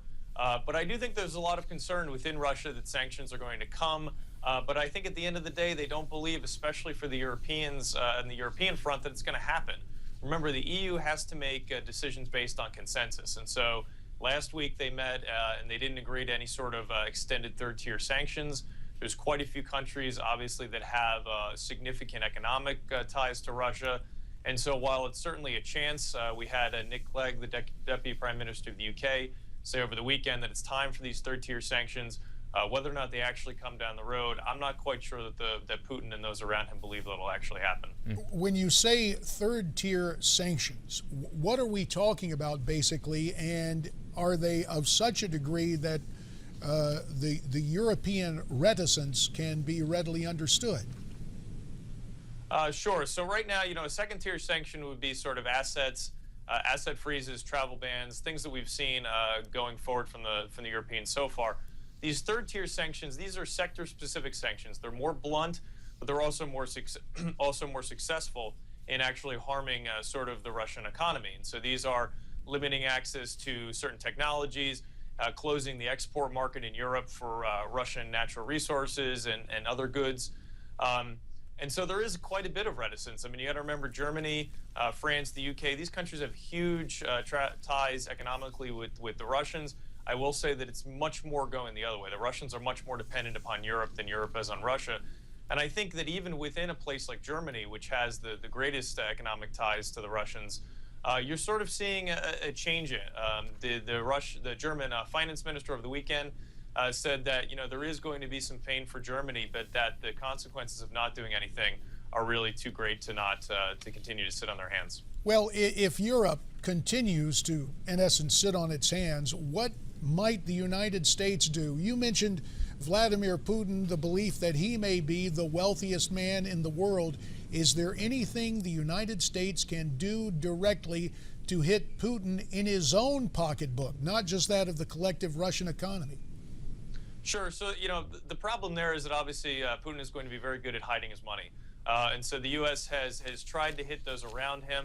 I don't know of any efforts so far from the Treasury Department to actually target Putin specifically, but certainly that could be something that the U.S. could do moving forward to try to target him in particular. So we have this situation, Dan, where it's just too difficult to find Putin's money. Presumably, we have intelligence people involved in forensic accounting. Sure. Can't we narrow this down instead of hitting his associates? I think so, but again, there's been a lot of reticence on the part of the administration to actually go after Putin himself, and obviously the same thing goes with actually going after the sort of these sector-specific sanctions that we discussed a little bit earlier. There's been a lot of reticence. The sort of, well, we'll get there. We're going to do this first. We're going to hit guys 3 levels down below Putin, and then if he doesn't listen, then we're going to ratchet it up. And sort of this piecemeal approach hasn't worked. But that's been the approach of the administration so far. Well, the fact is we have so much involvement with Russia. I think about our space program and the fact that we basically have to hitch rides to the International Space Station courtesy of the Russian space program. Has there been so much interaction post-Cold War that part of the administration's reticence, and I admit I'm being somewhat charitable here, is the notion that we would be cutting off our nose to spite our face? Well, I certainly hope that the administration wouldn't put in place tougher measures because of a space program. There are plans, I think, to use private sources within the United States to get goods up to the International Space Station. But look, at the end of the day, I think that the reticence of the Obama administration comes back to the fact that they really believed their own sort of narrative about the Russian reset, that Russia was an international player that was going to play by the rules, that they were a potential partner for the United States, that they had turned the corner. Clearly, that hasn't been the case. The author of the Russian reset admitted its failure a few months ago, but yet you still have people like former Secretary of State Hillary Clinton going out and saying that it's successful. And I just, when I heard that, I was just gobsmacked. I mean, it doesn't make any sense when you look at the facts on the ground, but I think that many in the administration still believe this.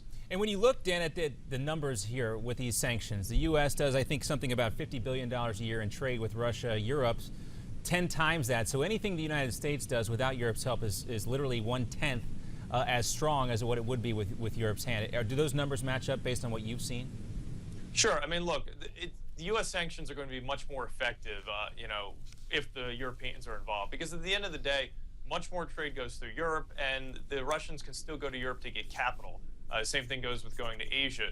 But there certainly will still be an effect from tighter U.S. sanctions if that's the route that the U.S. decides that they want to go. All right, we'll have to leave it there. Dan Kochis, the research assistant for the Margaret Thatcher Center for Freedom at the Heritage Foundation. We thank you very much for your time and your insights. Of course, gentlemen, a pleasure. Thank you. All right, you heard what Dan had to say. Looks like this leading from behind continues to carry with it some serious consequences. That's the case, too. And also, at the same time, how long does Vladimir Putin think he can keep this up? It's almost a game of chicken between him and President Obama. Well, he's got an incredible ability to really mold public opinion in his country via the media. Some would say an almost identical situation here, but I guess that would be an exaggeration. What do you say? Why don't you tweet us your comments on this at Newsmax TV, hashtag America's Forum. There's also newsmaxtv.com/comment. Our program continues after this. Can you really lose weight without changing your lifestyle? LaToya Q did. In fact, in just 5 months, she lost nearly 2 pounds a week without changing the way she dieted or exercised. I lost 36 pounds and I went down 4 dress sizes. Like so many people, LaToya didn't want to change her lifestyle to lose weight. Instead, she decided to take America's #1 selling diet pill, Lipozene. People kept asking me, "Are you you have to be exercising? You're really you just don't want to tell us what you're doing." I was like, "No, I don't have time to go to a gym. I just took Lipozene and I started seeing results immediately." Lipozene has now sold over 20 million bottles. That's because Lipozene really works. And to prove it, we conducted our very own double-blind clinical study where all we asked people to do was take Lipozene. And by just taking Lipozene, they lost weight. But here's where it gets really exciting. These people were not asked to change their diet or exercise. And 78% of the weight they lost was pure body fat. Not water, fat. I'm almost back down to my high school weight, so I'm really loving that. And for even faster results, you can try Lipozene with moderate diet and exercise. Feels great to have a six-pack. I didn't think I would have it at my age. I lost 7 inches off of my waist and I lost 2 dress sizes and I feel amazing. Now you can join the millions of people who have lost weight with Lipozene by trying it risk-free for only $29.95. Lipozene is guaranteed to help you lose weight or your money back. Lipozene, it works. But wait, call in the next 10 minutes and we'll double your order absolutely free. Plus, we'll even pay for your shipping. But that's still not all. To celebrate selling over 20 million bottles of Lipozene, the company will give you a free bottle of Metabo Up with your order. That's a $20 value free. But you must call right now because this exclusive free offer is not available in stores. Call 1-800-509-9436. That's 1-800-509-9436. Hart, what's going on? I'm leaving. Why? What did I do? Not enough. The pressure's too much. I quit. I get it. I can do better. Just please don't leave. Don't let your heart quit on you. Get your uncontrolled high blood pressure to a healthy range before it's too late.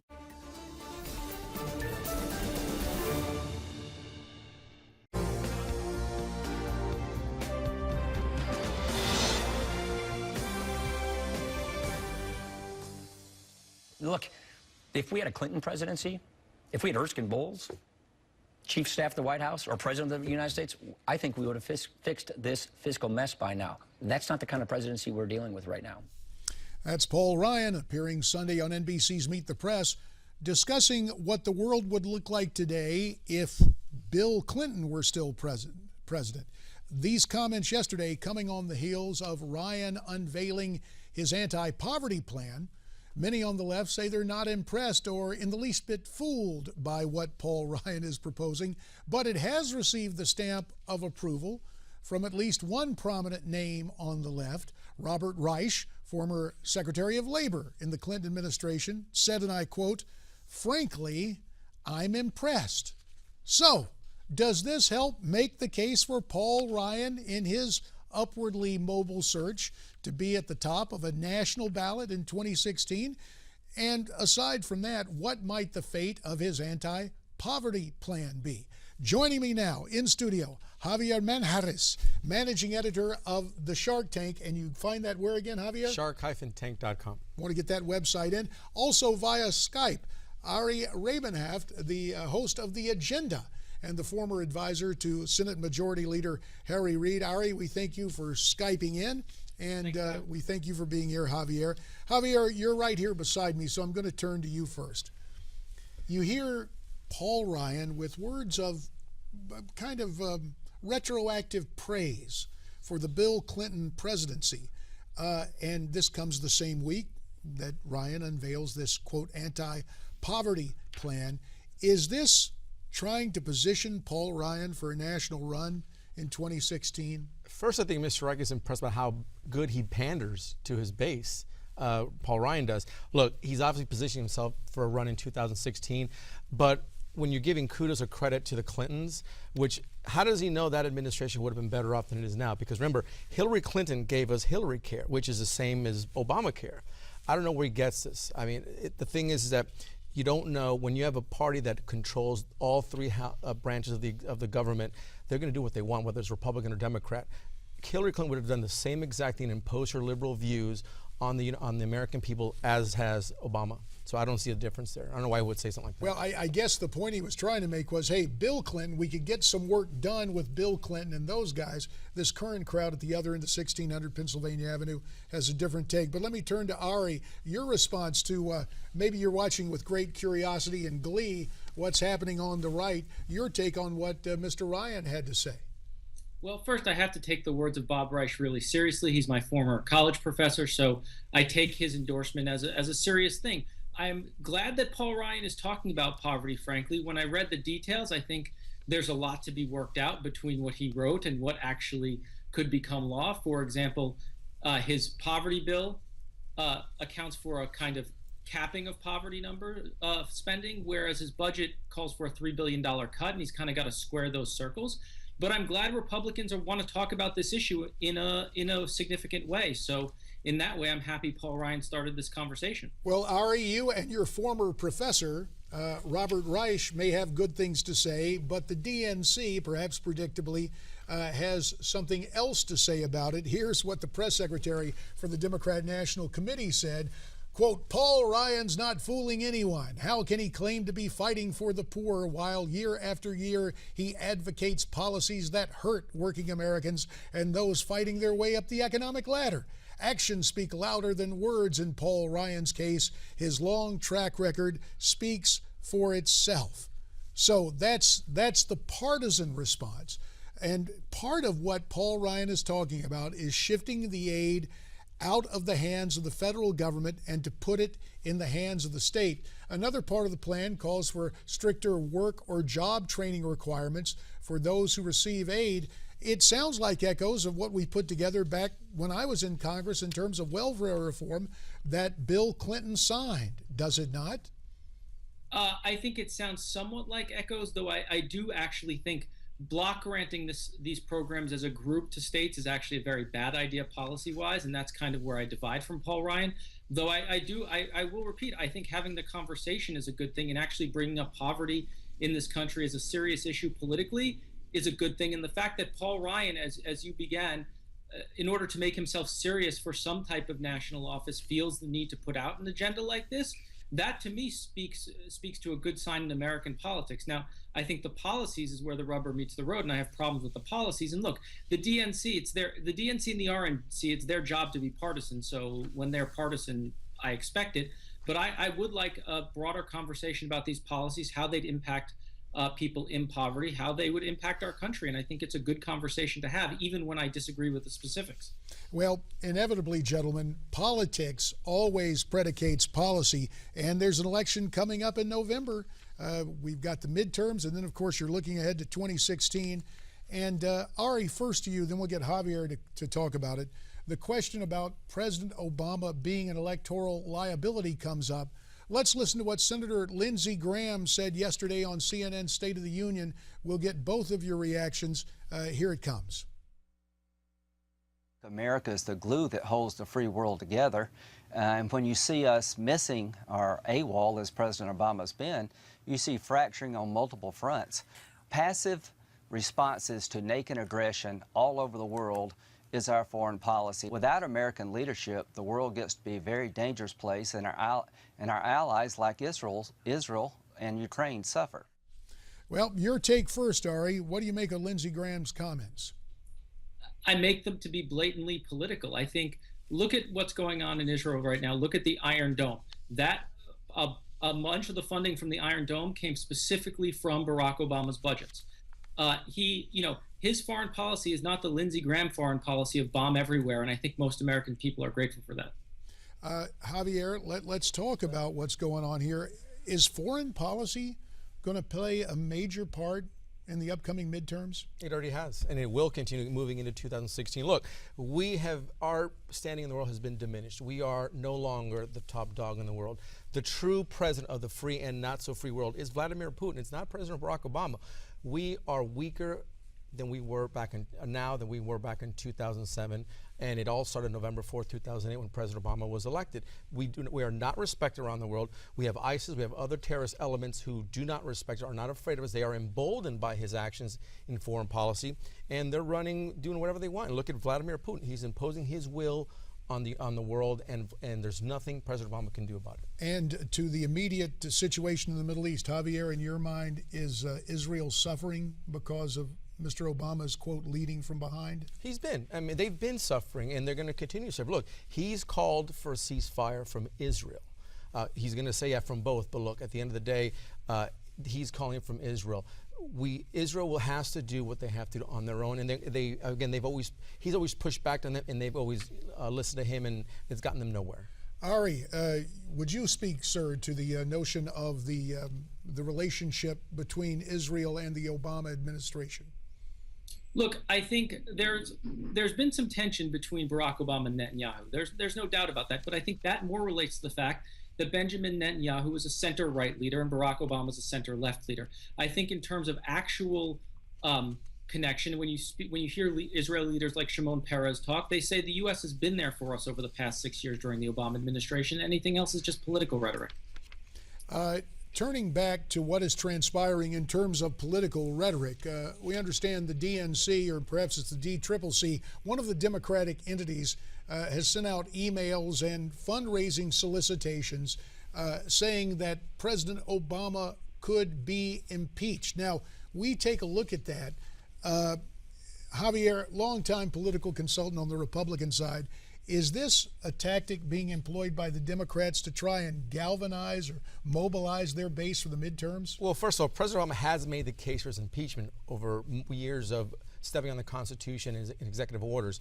But the Republicans need to stay away from this.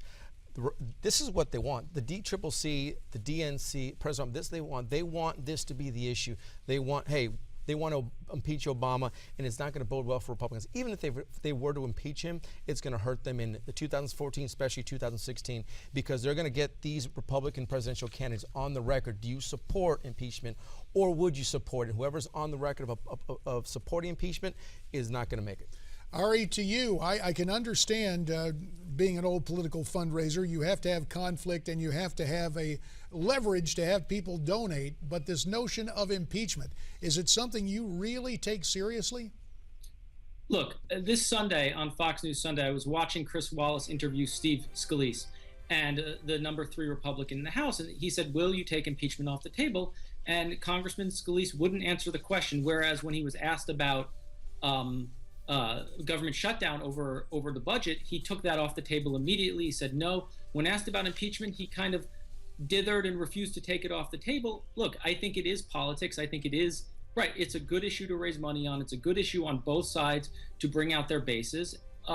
We'll see what House Republicans do. I don't ever doubt the insanity of certain wings of Congress.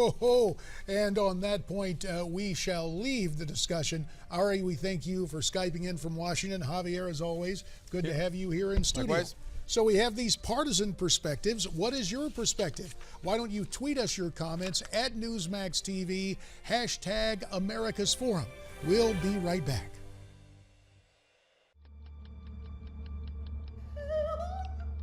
I've fallen. Please help me. Help.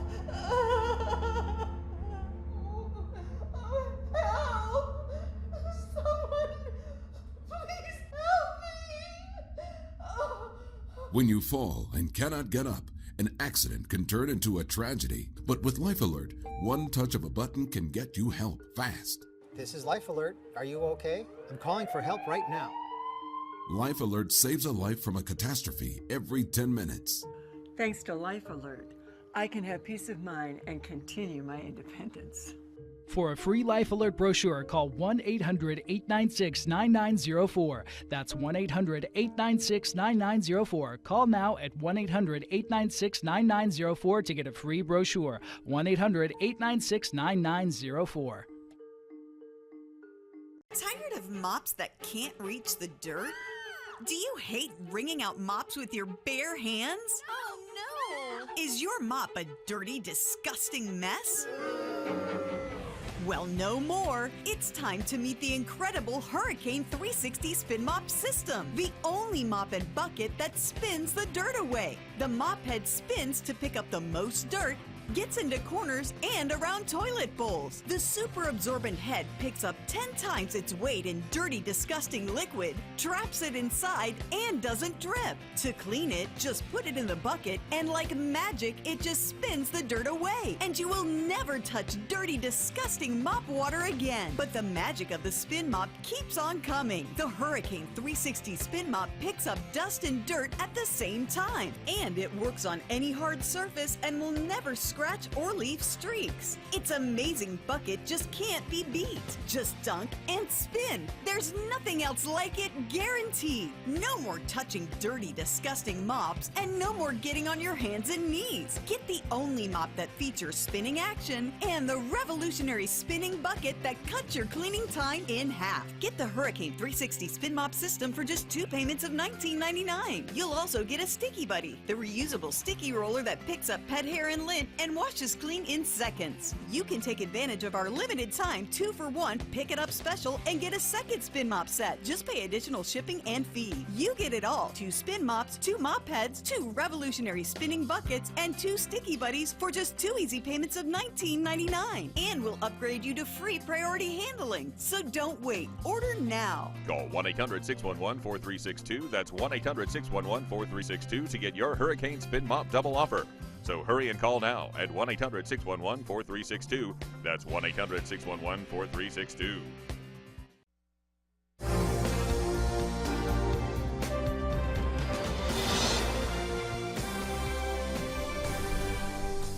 Rejoined by Francesca Page and John Bogman, J.D. Hayworth welcoming you back to America's Forum. And now, gang, it's time for that tough work. We scope down the Sunday shows because we appreciate if you want to watch, but we know it's summertime, and plus it's Sunday and there's church and everything going on, so we just perform that public service. And we're happy to do it. Let's get started here. And guys, we're going to focus specifically on the immigration bill. This week, Congress may or may not take out the president's legislation. Of course, there's the Cuellar-Cornyn bill floating around out there. Senate Democrats have their own proposal, and it seems every day we get further into this crisis, both sides seem to be growing apart here. Let's take a look at what was discussed yesterday on the Sunday talk shows. Of course, all of Congress is still facing serious hurdles before they can start dealing with the immigration crisis as they race towards their August recess. Obama's plan, $3.7 billion, a proposal to address the crisis on the border, is basically dead. Senate Republicans have shown no support for a Democratic version of the bill, a $2.7 billion slimmed-down proposal. And Congress has less than a week, as we mentioned, to act on their plan, which allows quicker deportations and seeks to repeal, or partly repeal, a 2008 trafficking law while spending less money than less than $1 billion on the border as a whole. But when Tea Party favorite and Louisiana Republican, a new member of the Republican leadership as well, Steve Scalise, was asked if Congress will reach a deal with the president, this is what he had to say. Well, Chris, we're going to keep working until we get this problem solved. All right, well, they're going to keep working until they get this problem solved, but what does that mean? Scalise basically dodged the question during his interview with Fox News' Chris Wallace. Wallace was determined to try to get to the bottom of the question, though, so he continued to push Scalise. Question: will House Republicans postpone your vacation, as the president put it, to deal with this problem, to make a deal if you don't settle it by Friday? Well, it's ironic. We're here in Congress right now, and the president doesn't want to work with us while we're in town. He wants to wait till people are gone. The president has a lot of time on his schedule to secure fundraisers. He has no time to secure the border. Some would say that was a dodge there, and some Republicans and Democrats Democrats are taunting Republicans with the threat of another executive action from the president as Congress faces a fast approaching deadline to solve this crisis. But let me just say, in about an hour, I'm going over to the White House. I'll be meeting with Jay Johnson and the chief legal counsel to the President of the United States. We're going to sit down and we're going to negotiate additional terms and avenues the president can use in prosecutorial discretion. And I think we can get 3 or 4, maybe even 5 million people. Talking about legalizing 5 million people there, that was Congressman Luis Gutierrez of Illinois telling MSNBC that President Obama, again, may legalize up to 5 million illegal immigrants through executive action. Gutierrez also says he believes the only way to stop immigrants from coming to the United States is by providing aid to impoverished Central American countries. We do that already. Texas Democratic Congressman Henry Cuellar is also starting to hedge his bets a little bit. Now, in an interview with The Hill, Cuellar warned Republicans that he might not support their bill if it adds provisions, what he calls poison pills. Cuellar does support some policy changes to that 2008 Wilberforce law, but he said, quote, they'll lose me, for example, if they want to get rid of the Deferred Action for Childhood Arrivals, the DREAM Act. That's a different thing.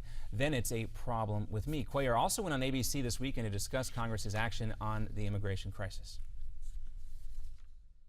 The American public wants us to have an orderly border. Right now, they're seeing chaos at the border, number one.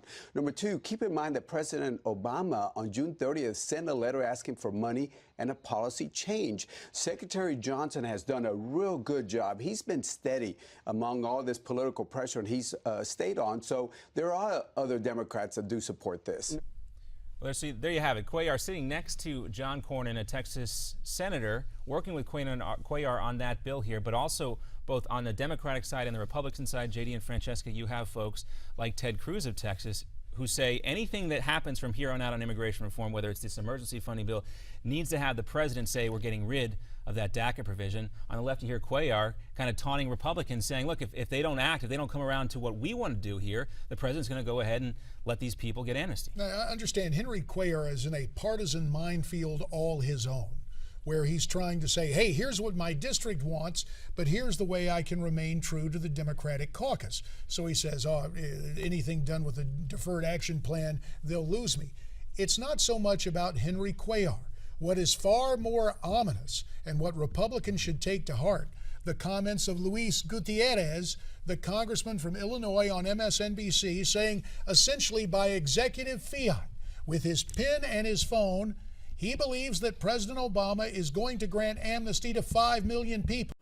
Based on that alone, Republicans should delay their August recess for at least the next 2 weeks to keep an eye on the president. Do not leave town and let this chief executive pull the tricks he is likely to pull based on what Luis Gutierrez is saying. Well, Francesca, we heard Steve Scalise less than willing to tip his hand there, see if Republicans are going to stay in town. Do you think they need to? Well, I was just going to go back to that. There seems to be a lot of this deflection. You know, Scalise saying, well, it seems that Obama has time to secure fundraisers, but he doesn't seem to have time to secure our borders. And I thought it was a very interesting comment to come from Scalise there. And also interesting to note the president's evolution on this issue as well. We've heard from him so many times in the past saying, look, if it were up to me, if I could do this on my own, I would do it. Right. One swipe of the pen, I would let these kids stay in this country. Now we hear him saying, you know, in the past he says he can't do anything. Now we hear more noise coming from the administration, more threats. But I think, JD, if the House GOP stays in town, it sends a very strong message that they're serious about getting to the bottom of this issue. Listen, the bottom line is, and also understand there's another element in this. It's not just vacation, it's re-election time. We're less than 100 days from the general election. Some of these guys are still facing primaries. They want to get home, but this is one case where they need to stay to keep an eye on the president and have plausible legislation to try and stop him if he tries to act by executive fiat. That's right, 99 days to the primaries, 4 days to go in this session here before the August recess, maybe more than that. We may be headed to some free governing, JD. Well, let's see what happens. We welcome your comments at Newsmax TV, #America's Forum. I'm only in my 60s. I've got a nice long life ahead, big plans. So when I found out Medicare doesn't pay all my medical expenses, I looked at my options. Then I got a Medicare supplement insurance plan. If you're eligible for Medicare, you may know it only covers about 80% of your Part B medical expenses. The rest is up to you. Call now and find out about an AARP Medicare supplement insurance plan insured by United Healthcare Insurance Company. Like all standardized Medicare supplement insurance plans, it helps pick up some of what Medicare doesn't pay and could save you in out-of-pocket medical costs. To me, relationships matter. I've been with my doctor for 12 years. Now I know I'll be able to stick with them. Plus, there are no networks and virtually no referrals needed. So don't wait. Call now and request this free decision guide to help you better understand Medicare and which AARP Medicare supplement plan might be best for you. There's a wide range to choose from. We love to travel, and there's so much more to see. So we found a plan that can travel with us anywhere in the country. Join the millions of people who have already enrolled in the only Medicare supplement insurance plans endorsed by AARP, an organization serving the needs of people 50 and over for generations. Remember, all Medicare supplement insurance plans help cover what Medicare doesn't pay and could save you in out-of-pocket medical costs. Call now to request your free decision guide and learn more about the kinds of plans that will be here for you now and down the road. I have a lifetime of experience, so I know how important that is. My name is J.D. Hayworth, and I'm employed as anchor analyst at Newsmax TV. As a free people, as Americans, there can be a unity of purpose, but it's not always unanimous. I believe what we have a chance to offer is a key choice. If you want a perspective, independent, American, original, free, it'll be here at Newsmax TV.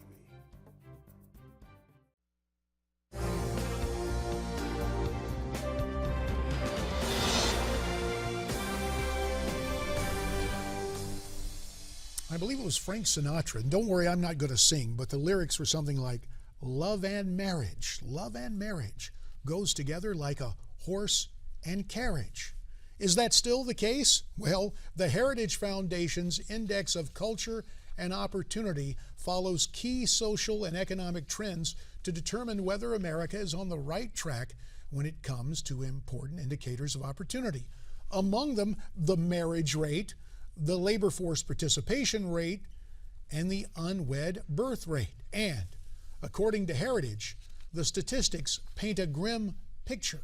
Writing for the Heritage Foundation, Catherine Lopez says, and I quote, with each passing year on most cultural fronts, the things have been getting worse. There is a coarseness to our society and a real rending of real ties that bind us one to another. Back here in studio with me now is Francesca Page of Newsmax TV, and also joining us is Jennifer Marshall. She is the Vice President for the Institute for Family, Community and Opportunity for the Heritage Foundation.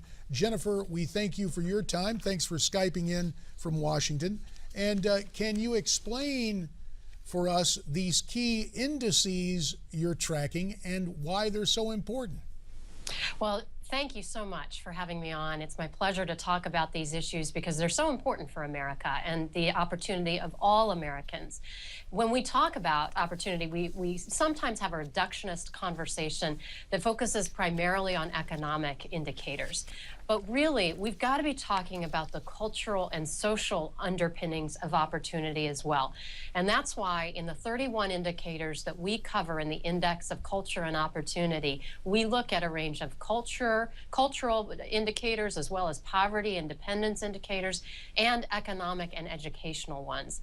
And what we find is that too many of these are headed in the wrong direction. But we do have some high points and some things that are going in the right direction. The purpose of the index is to get more of those wrong indicators on the wrong track going in the right direction. Jennifer, what trends are we actually seeing at this point? Well, one of the things that's very concerning is the rapid growth in unwed childbearing. This year, we're looking at the 50th anniversary of the War on Poverty. And when that began in the 60s, the unwed childbearing rate was single digit. It was about 6 or 8%. Today, 4 out of 10 children are born outside of marriage. And among blacks, it's more than 70%. That is going to have a profound effect on a child's life, and they're going to be at much greater risk of challenges, whether it's educationally or in economic terms, much greater risk of being in poverty and so on. Now, those challenges can be overcome, and it's wonderful when we see people meeting the odds and beating the odds. But we do have to admit these are odds that have to be overcome, and that's why following this as a society and bringing policy and cultural effort to bear on these questions is the way that we can turn these indicators around. That's what we're trying to do with the Index of Culture and Opportunity. Jennifer, would you say in that sense, are we moving in a negative direction when it comes to culture and opportunity? I mean, is there any good news in terms of trends? There are some good spots in this, and Catherine Lopez highlights one in her article that she submitted. We have about a dozen commentators who contributed pieces to this, and it makes it a very good read. One of the great positive lights is that the abortion rate is declining, and that has been the result of focused policy energy. We've seen so many pro-life laws passed at the state level, and also cultural effort. All the creative ways that churches and ministries and individuals are reaching out to help women who may be facing an unplanned pregnancy. These have brought about a reduction in the abortion rate, and it's still too high. We have far too many abortions in America, but we have made progress and we can make more. Jennifer, one of the indicators you chart is self-sufficiency, or the ability of a family to sustain an income above the poverty line without welfare assistance. We've seen a decline in the number of people living in poverty, actually increasing by more than 2 percentage points. So why this uptick, and have the administration's social welfare policies played a part in this uptick? So what we're seeing is that since the beginning of the war on poverty, the poverty rate has remained pretty much the same. It's very largely unchanged. Now, there is quite a bit more service and help given from the federal government. So in fact, we have 80 federal programs right now that are supplying that they're funded at the tune of $1 trillion at both state and federal level. And these are supplying cash, food, housing, medical assistance, social services to poor and low-income Americans. And what we're seeing is that there's greater dependency on these programs, but there hasn't been an increase in the self-sufficiency. That is the ability of a family to maintain themselves, maintain their household, absent these forms of government welfare. So, and that's ironic, because what President Johnson wanted to do with the war on poverty was precisely that, to increase self-sufficiency. So instead, what we've seen as the legacy of the Great Society and the war on poverty is cyclical kind of dependence, a welfare dependence that's passed on too many times from generation to generation. So we're going to have to break that cycle by focusing on two things, focusing on work and on marriage, because often child poverty is associated with father absence, and dependency on welfare is associated with single-parent homes. So rebuilding a culture of marriage, reestablishing work is highly important. It's something we discuss in the Index of Culture and Opportunity. So Jennifer, let's hone that down, taking self-sufficiency as an example here. How do you think we should reverse these negative trends, in your opinion? Well, number one, policymakers need to understand the incentives that policy brings about. If we have a welfare system that is offering handouts rather than a hand-up system where work is expected of those who are able-bodied and able to contribute, we're going to see more worklessness. If we have a work-based welfare policy, we're going to see greater movement towards independence. The same thing with regulations. If we have a high burden of regulation on new startup businesses, we're going to see fewer jobs created by those startups. So incentives matter in policy. And then the second piece is the story of personal responsibility that's a part of any of these cultural indicators. It begins with us. It begins with me and how I live my life and how each of us lives our lives, and then how we work together in community, whether that's in the family, in the neighborhood, in the religious congregation. All of these communities have a role to play in restoring our culture. And as you point out, where it begins, Jennifer Marshall, that's where we'll have to end it right now. We thank you for your perspective on this as the Vice President of the Institute for Family, Community, and Opportunity at the Heritage Foundation. Thank you so much. Thank you. We'd like to get your comments. Why don't you tweet us your comments at Newsmax TV, #AmericasForum.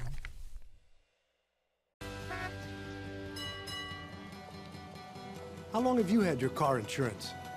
How long have I had my car insurance? I don't know, 8, 10 years? I couldn't tell you, but things were a lot less expensive back then. If you're 50 or over, you should take a new look at your auto insurance.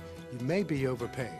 Actually, that makes a lot of sense. Old policy, old rates. And thanks to your experience behind the wheel, you might save $404 by switching to the AARP Auto Insurance Program from the Hartford. Plus, you'll get benefits that reward your driving record, like our promise that you won't be dropped. Wait, you won't drop me? Seriously? That's right, you won't be dropped. And if you know anyone who's been dropped by their insurance company, you know that's a hassle you don't need. Especially these days. Plus, you'll get Recover Care, which helps pay for everyday needs like house cleaning, lawn care, and pet services if you're injured in an accident. So my auto insurance is going to help pay the house cleaning if I'm injured? Did you say lawn care? And if I can't walk my dog, they'll help me pay someone to do it for me. Call the number on your screen to switch to the AARP Auto Insurance Program from the Hartford and be rewarded for your experience behind the wheel. Recover Care, auto insurance that helps take care of me. Now I've seen it all. You won't drop me, you take care of me as well as my car, and you offer savings to switch. It's unbelievable. If you're 50 or over, call now to request your free quote. I'm gonna call. I'm calling. I'm calling. I'm calling. Call the Hartford at the number on your screen to request your free quote. 1-888-529-1797. We'll even send you this free calculator. Call 1-888-529-1797 now. Why wait? Are you confused by all the expanding hoses on the market? Don't be fooled by imitations. Hi, I'm Michael Berardi. I'm the inventor of the X-Hose, the original blue expanding hose. In fact, I've been awarded 4 U.S. patents for my invention. My X-Hose is the only patented expanding hose on the market, and it bears the trusted DAP product's name. Also available is my incredible DAP X-Hose Pro, with solid brass fittings, a wider 3/4 inch diameter, and constructed from even stronger materials. Works like my original X-Hose. Just turn the water on, and my X-Hose Pro automatically expands and expands and expands as you effortlessly guide it to where you need to go. And when you're finished, my X-Hose Pro will automatically follow you back and contract for easy storage. My DAP X-Hose Pro is great for homeowners and professionals. I own a mobile detailing company, and this hose saves me a lot of time and energy on my job. It never kinks, it is super lightweight, and hardly takes up any space in my trailer.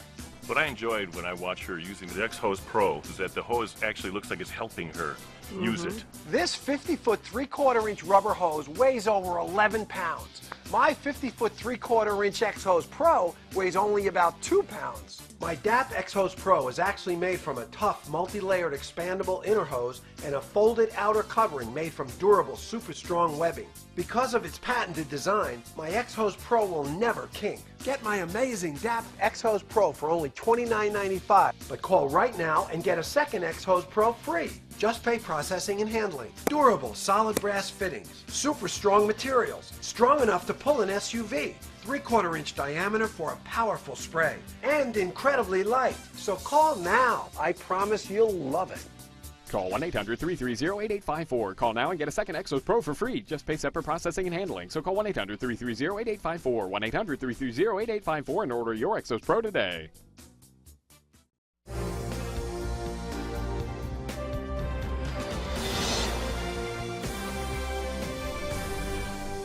Alongside Francesca Page, J.D. Hayworth welcoming you back to America's Forum for What Is Your Turn, where you check in via social media on the stories of major concern. And this hour we're taking a look at the conflict between Russian separatists and, well, perhaps just Russia and the Ukraine. Indeed, and this first comment we have here coming in from Just Saying. Somebody needs to be held accountable for shooting down that civilian aircraft. N. Holden 59 asks this question: why is the Russia-Ukraine conflict, soon to be war, our business? And coming from CJG31, this pattern of behavior by Putin makes serious problems in Russia. He is substituting nationalism for common sense. Big Sky Texan checks in and says Russia's responsibility goes beyond providing the weapons and the training. It probably doesn't go to pushing the fire button, but it is morally equal. And this coming from Tex, we have no business there. We have way more problems at home than we need. Way too many people who need to work and an economy that needs growing. So again, we hear from viewers, Francesca, that they don't want to see boots on the ground. I don't believe anybody is suggesting that. Right. But there are any number of sanctions that could be employed. And what I find most intriguing, and why I listened to our friend from the Heritage Foundation kind of shy away from it, at once he mentioned, well, gee, Putin may have socked away all this wealth. He may be the wealthiest guy in the world, right, but apparently we don't know how to get to all of that wealth. So presumably he is utilizing his office not only to enrich himself, but to conceal those riches. I think there's a lot going on behind closed doors, and that's what we definitely feel from Putin's sense. Well, you know, you take a look at post-Soviet Union days and post-communist Russia, for lack of a better term, we've seen the rise of a kleptocracy, both in organized crime being legitimized and the advent of Russian billionaires, and perhaps in Mr. Putin's case, trillionaires getting their hands on money, and it's the same old story. We spoke last week with Lisa Ruth of Lignet, and she said the Russians always seem to adhere culturally, regardless of governmental system, to the strong man theory. And certainly this is at work with Vladimir Putin as the West takes a look at him clamoring perhaps for a new Cold War.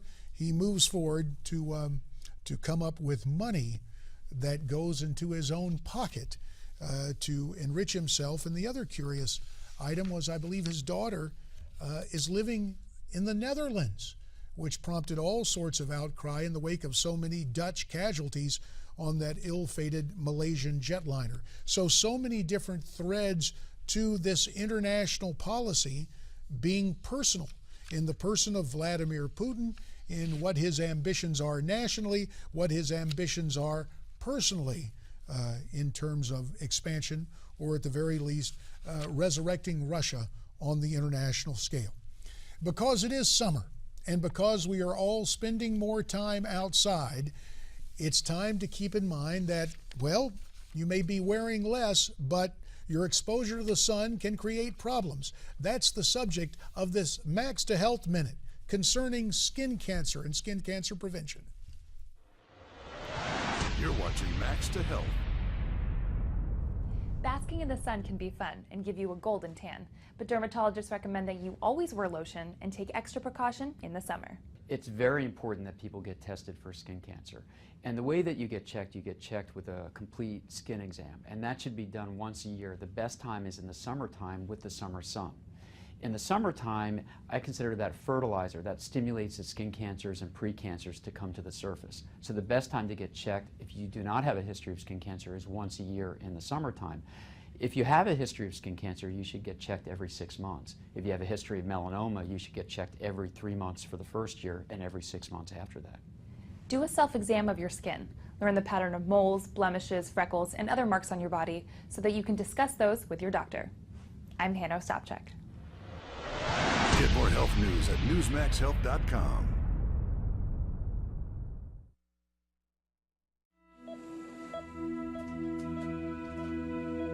I'm at St. Jude because I had a cancer inside of me. They diagnosed me with a brain tumor. You have to be strong and don't give up. Attitude is everything. You have to fight. Imagine your doctor tells you your child has cancer with only months to live. Where would you go? What would you do? Who would you turn to? Fortunately, St. Jude Children's Research Hospital is fighting every day to save children's lives. And with a gift of just $19 a month, you can join the fight. This is my kid that they're giving back to me. I am so grateful. At St. Jude, no family ever receives a bill. In fact, no family pays St. Jude for anything. That's why your gift of $19 a month, just 63 cents a day, is so important. When I thought that I might lose my son. They gave me hope. You are not only saving a child's life, you're breathing life back into that family. If I hadn't come here, I wouldn't have my son. St. Jude's life-saving research and treatment is shared freely with hospitals around the world. St. Jude gives you hope and happiness. They're helping us live. Maybe in the future, kids won't have to go through this. We'll find a cure and it'll all be over. Please, call and become a St. Jude Partner in Hope right now.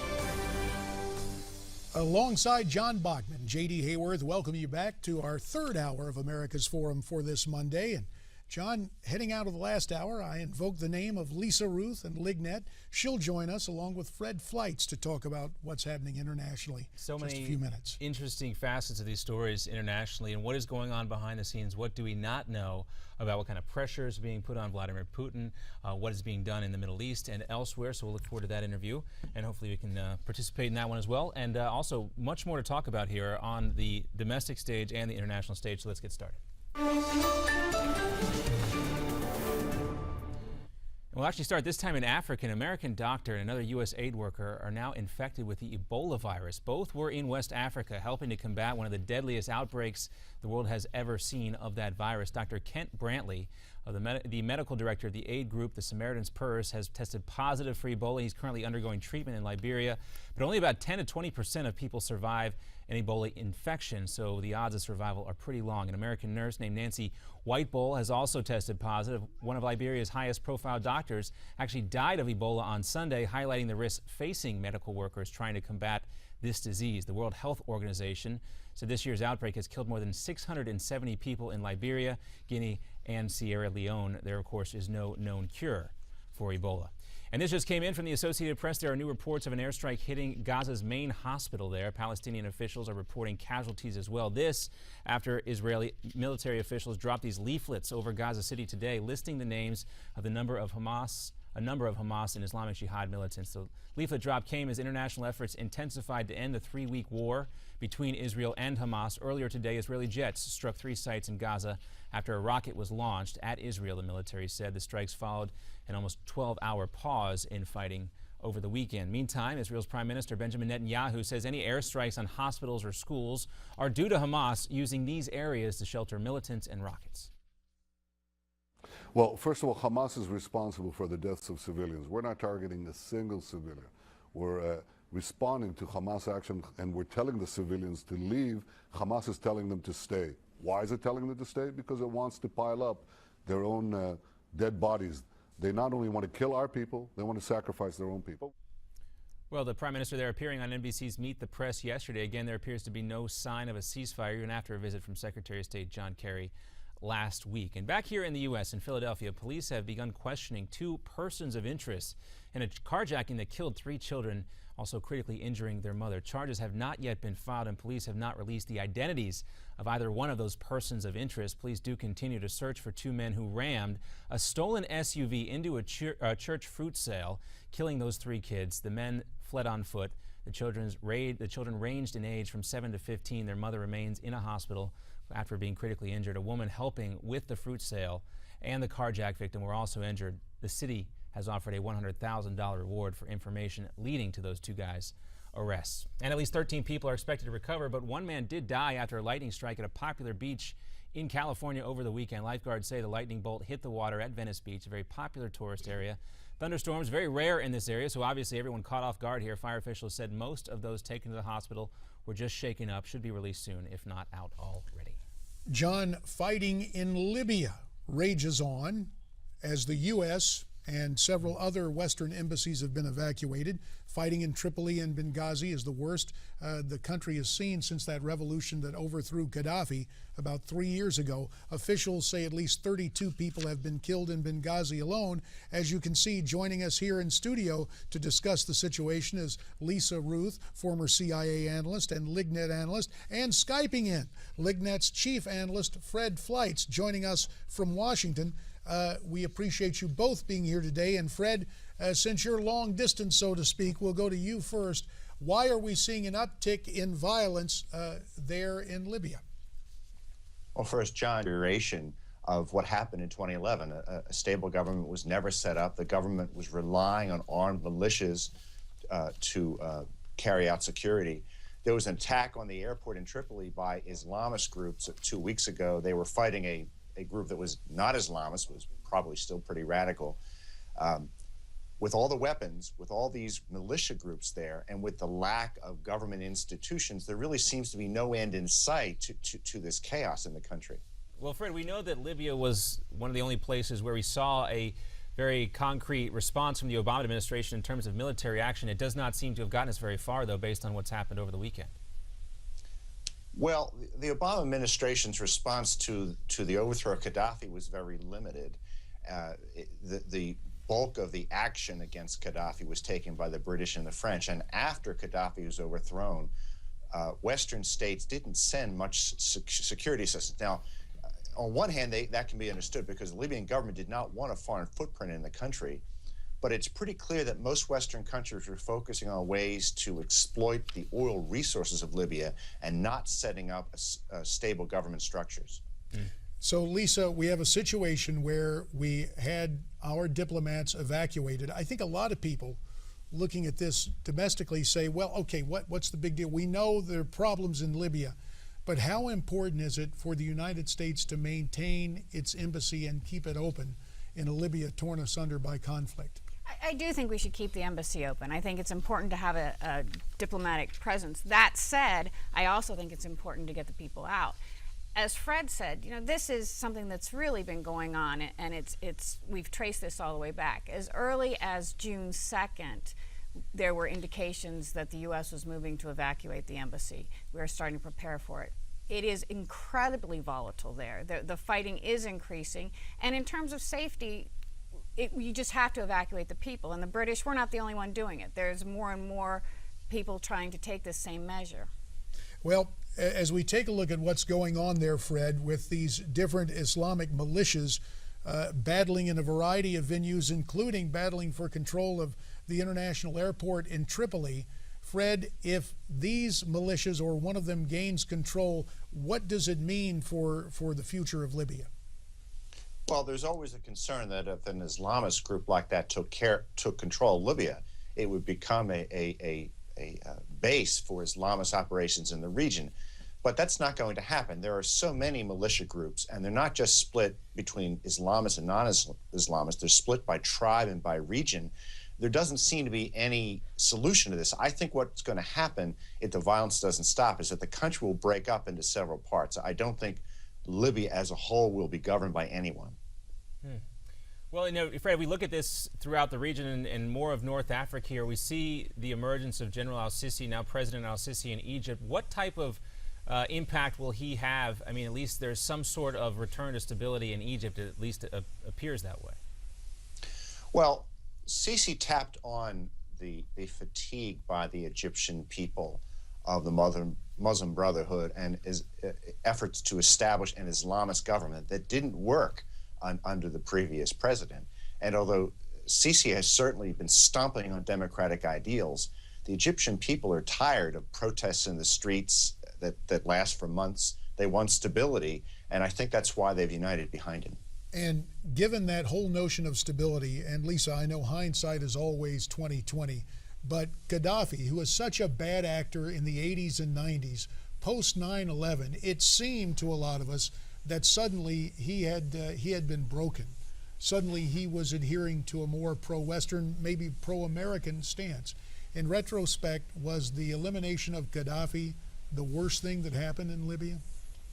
I think, again, it depends who you talk to. In terms of stability, there's no question if you look at all these situations where when you get rid of the strong man who's been keeping a lid on things, stability is suffering. There's no question. Now, human rights may be another issue. And to your point, there was a movement by Gaddafi after all these years. We know he did make some gains or some attempts to be more on our side or more pro-West. He was somebody we could work with. That said, the fighting in Libya right now is, as Fred said, I think it's something that we're not really defining quite well. It is so broken. It is so completely broken.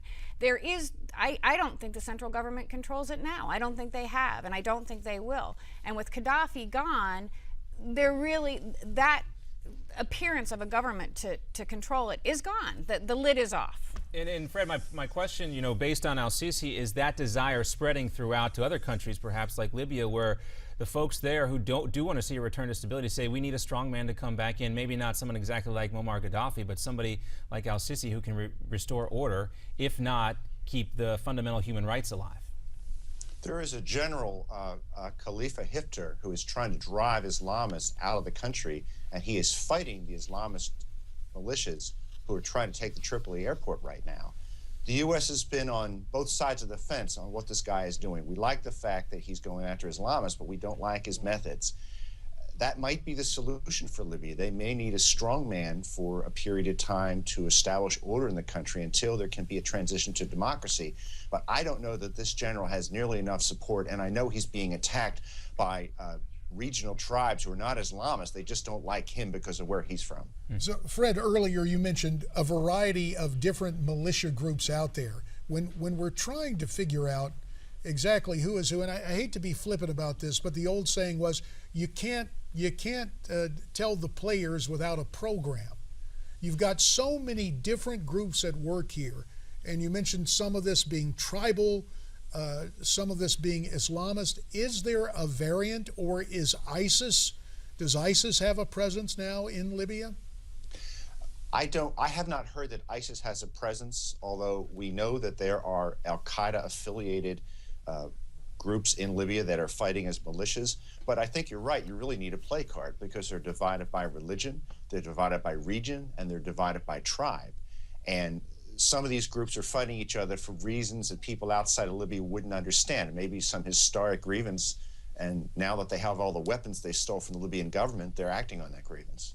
So you've got, dear Fred, tell it, Lisa, you've got age-old tribal grievances at work, and basically an arms bonanza with Libya. So it really, is it too far-fetched to say it's descending into anarchy right now? I think that's pretty close to accurate.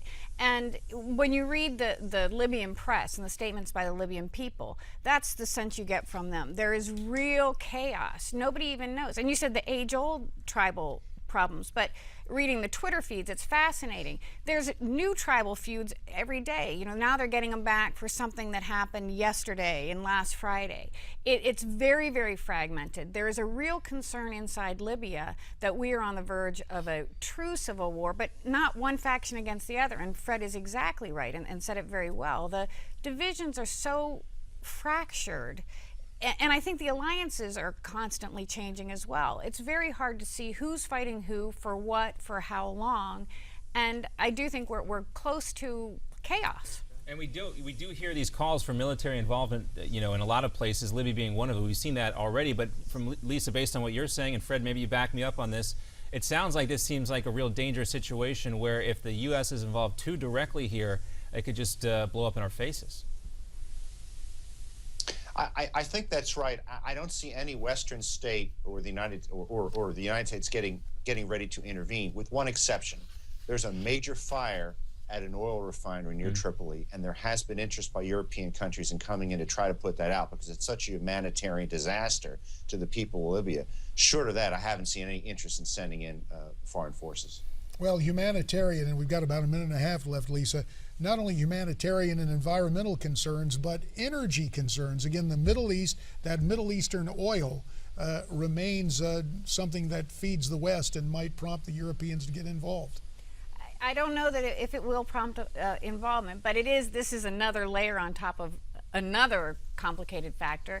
The Libyan government just agreed to start exports of oil. That makes oil even more valuable. That makes these tribes and these militias really want control of the oil fields. I think actually that is going to increase fighting, increase control of trying to get control of these fields. Lisa Ruth in studio and Fred Fleitz via Skype from Washington, D.C. We thank you both for your time and your insights. And it's worth noting for in-depth analysis and forecasting on the crisis in Libya and indeed throughout the Middle East, you should go to lignet.com. It's your personal CIA for global intelligence. We'd like to get your take on what's happening in Libya and elsewhere in the Middle East. Why don't you tweet us your comments at Newsmax TV, #America's Forum, or you can write us at this new website, newsmaxtv.com/comment. And don't forget about Facebook. Our faces are coming right back. Back in the 50s, sod farmers invented hydroseeding as the easiest way to grow beautiful grass. But you're still doing this. You want a great-looking lawn, but have dry spots, dog spots, high traffic areas, and shade. What a nightmare. You seed, water, and wait. But the only thing growing are the weeds. It's no wonder the seed gets washed away, blown away by wind, and eaten by birds. Not anymore. Introducing the revolutionary Hydro Mousse Liquid Lawn with spray and stay technology. The grass grows where you spray it. Start growing with ease. If you can water your lawn, you can hydroseed. Simply attach to any garden hose and turn the dial to seed. Forget the guesswork. Hydro Mousse shows you exactly where you're planting. The Green Mousse formula contains an eco-friendly sticking solution that attaches the seed to the soil and a conditioner to loosen hard dirt, allowing it to absorb water, resulting in a terrific looking lawn. We sprayed Hydro Mousse on this vertical burlap wall, and look, the seed locks in place, even upside down. And the grass grows like crazy, even on a vertical wall. It grows in extreme heat or cold conditions. It's perfect for dog spots, high traffic areas, large areas, and shade, and no more guesswork. Hydro Mousse includes a mixture of high-quality seed that blends perfectly with your existing lawn. It's never been faster or easier to get professional results at a fraction of the cost. So why pay a fortune for sod or seed the old-fashioned way when you can get the complete Hydro Mousse kit for only $19.95 to bring your lawn back to life? That's enough to do 100 spots or 50 square feet. But call now and we'll double the coverage. That's an incredible 200 spots or 100 square feet. And don't forget to ask the operator for large lot and acreage discounts. So don't put up with this when you can have this.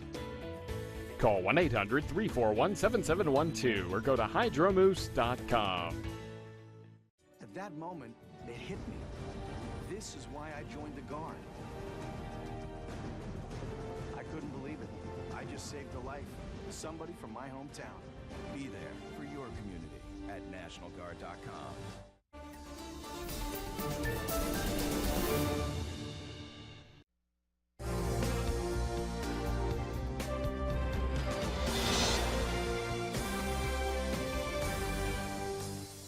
Welcome back to America's Forum. I'm J.D. Hayworth.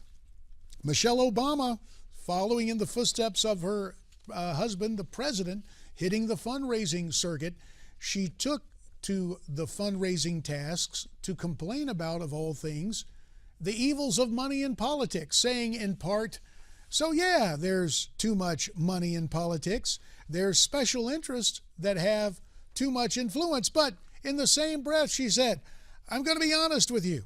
That's what we need you to do right now. We need you to write the biggest, fattest check that you can possibly write. Remaining here on set, Newsmax TV's Francesca Page. Francesca, good to have you here. And we are joined via telephone by two ladies who may take exception to Michelle Obama's curious fundraising line.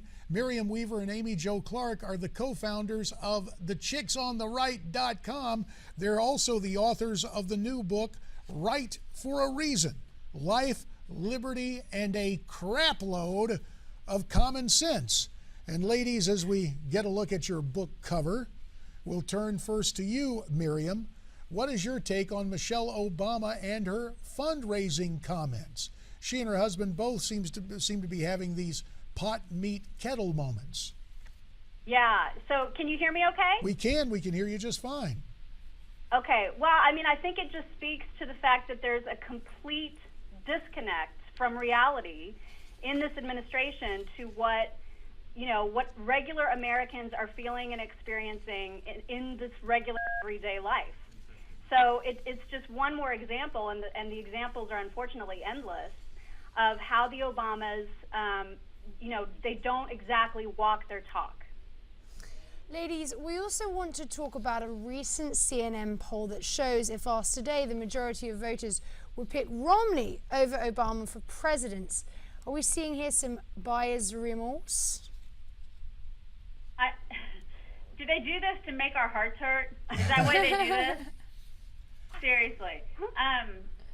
Well, we see this and we want to look at people and go, we told you so, And I think the reason that the reason that Romney lost was because of that one big comment about the 47%.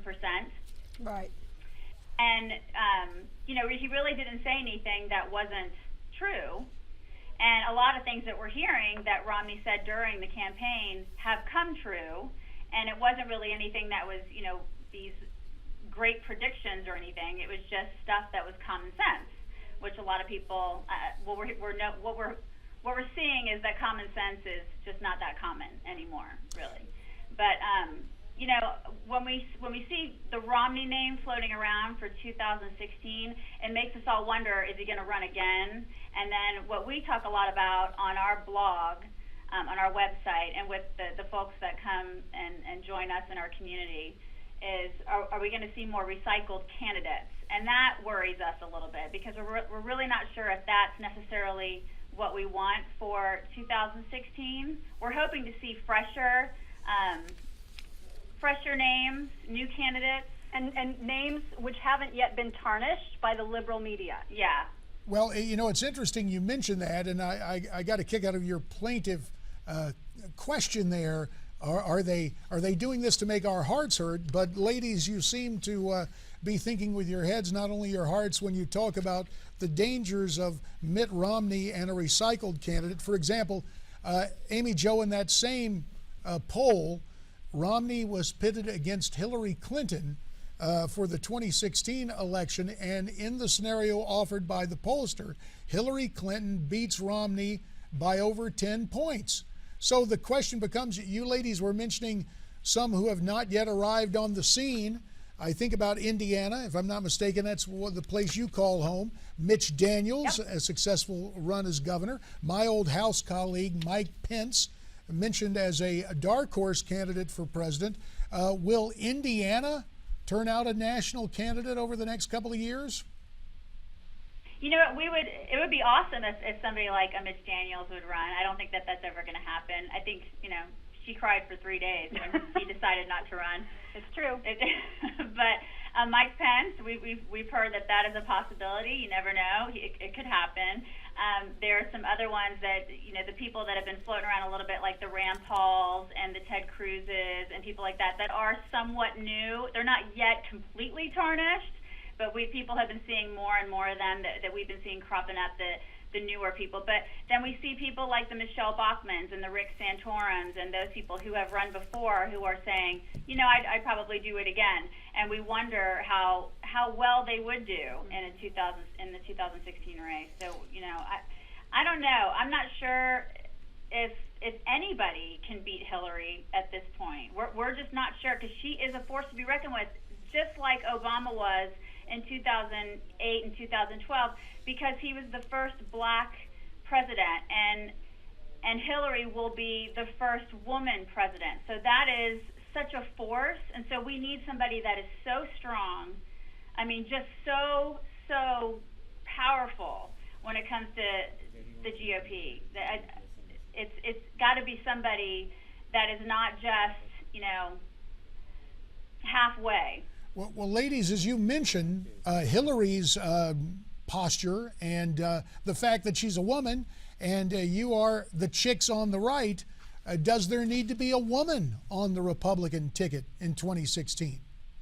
We would welcome that. We would absolutely relish that idea if there was a good contender on the GOP side.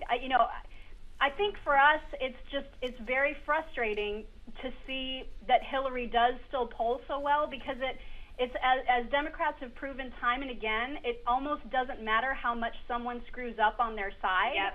They become more popular as a result.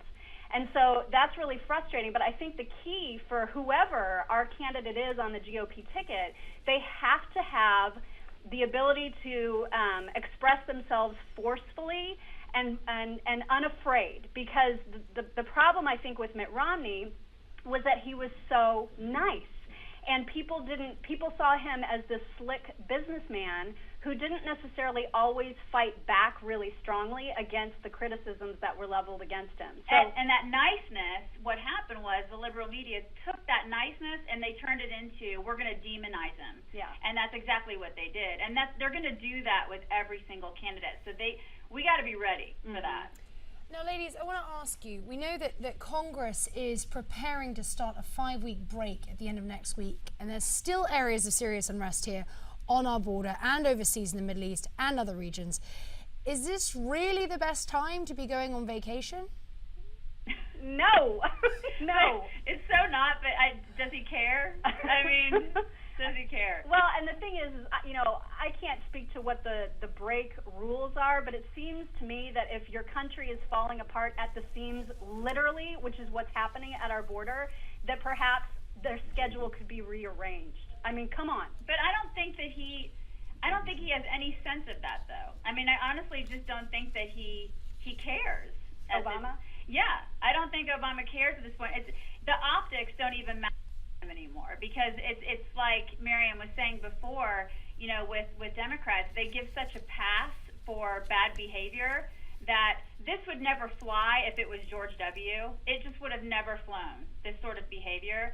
And with Obama, he gets such a pass after pass after pass that this is just okay. I mean, it's totally okay for him to take a vacation when the world is literally falling apart. Amy Jo, you're mentioning, of course, the 15 days the president is supposed to be spending starting, I guess, next week in Martha's Vineyard. Also, there's a congressional break. Yeah, part of it is vacation, but there are campaigns going on as well, with all 435 seats up in the House of Representatives. Miriam, let me get you to weigh in. I love the title of a book, and I know you can't judge a book by its cover. Dr. Franklin warned us about that, but this title, Right for a Reason, Life, Liberty, and a Crap Load of Common Sense. Is that the slogan of you two chicks on the right? Actually, no. I mean, if you look at our website, our tagline that we've had for the last 5.5 years is conservatism needs a makeover. And that is a theme that is part of this book. But this book is really about, it's a reminder, really, to conservatives about why it's right to be conservative.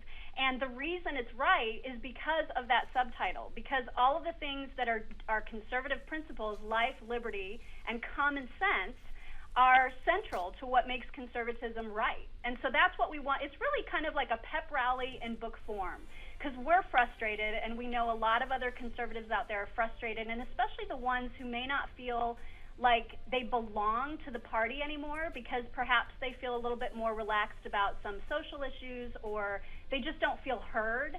And so really we wrote this book to appeal to them, but also to people who are independent and kind of on the fence about where they might fit in, to show them that not every conservative fits into this old, stodgy white guy mold. And we will have to leave it at that. I don't think I'm a stodgy white guy. Maybe I'm getting older. At any rate, Miriam Weaver and Amy Jo Clark, we thank you for your time and your conservative thoughts on your new book, Right for a Reason. Thanks so much. Good to talk to you. Thank you. Appreciate it. So, what are your thoughts on this? We'd love to get your comments. Tweet them to us at Newsmax TV, hashtag America's Forum.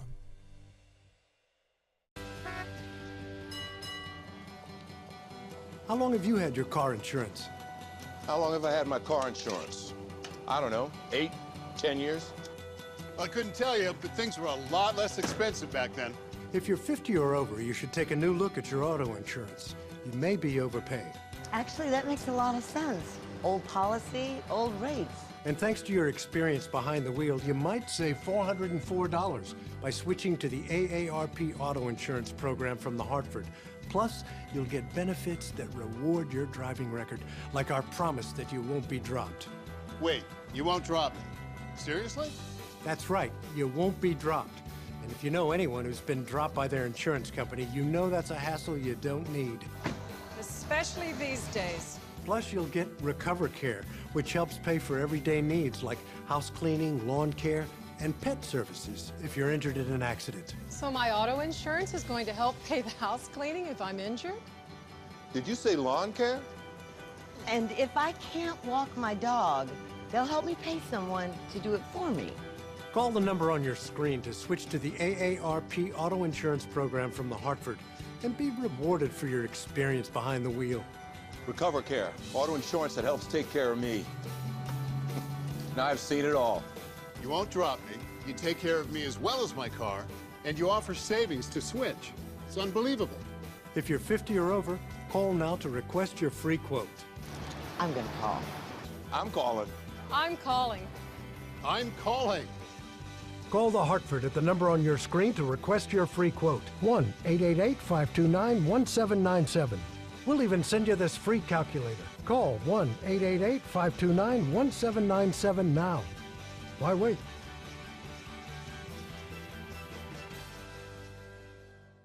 US Med has great news for anyone living with diabetes. If you have Medicare, private insurance, or prescription drug coverage, US Med will ship a new glucose meter right to your home. And shipping is free. My new meter uses only a speck of blood, so it's less painful than my previous meter. If you have Medicare, private insurance, or prescription drug coverage, you're covered with US Med. We're welcoming new patients, even if your current provider can't supply you anymore. I don't even have to test on my fingers anymore. I can test on my hand or forearms, and it's more accurate than my old meter. So call US Med today, and you'll have a choice of 2 great meters. One that actually speaks your results, or a meter so small it fits in the bottle of strips. Act now, and US Med will include a free prescription discount card. We'll also send you a free diabetes cookbook. This is your opportunity. So call US Med today. You'll be glad you did.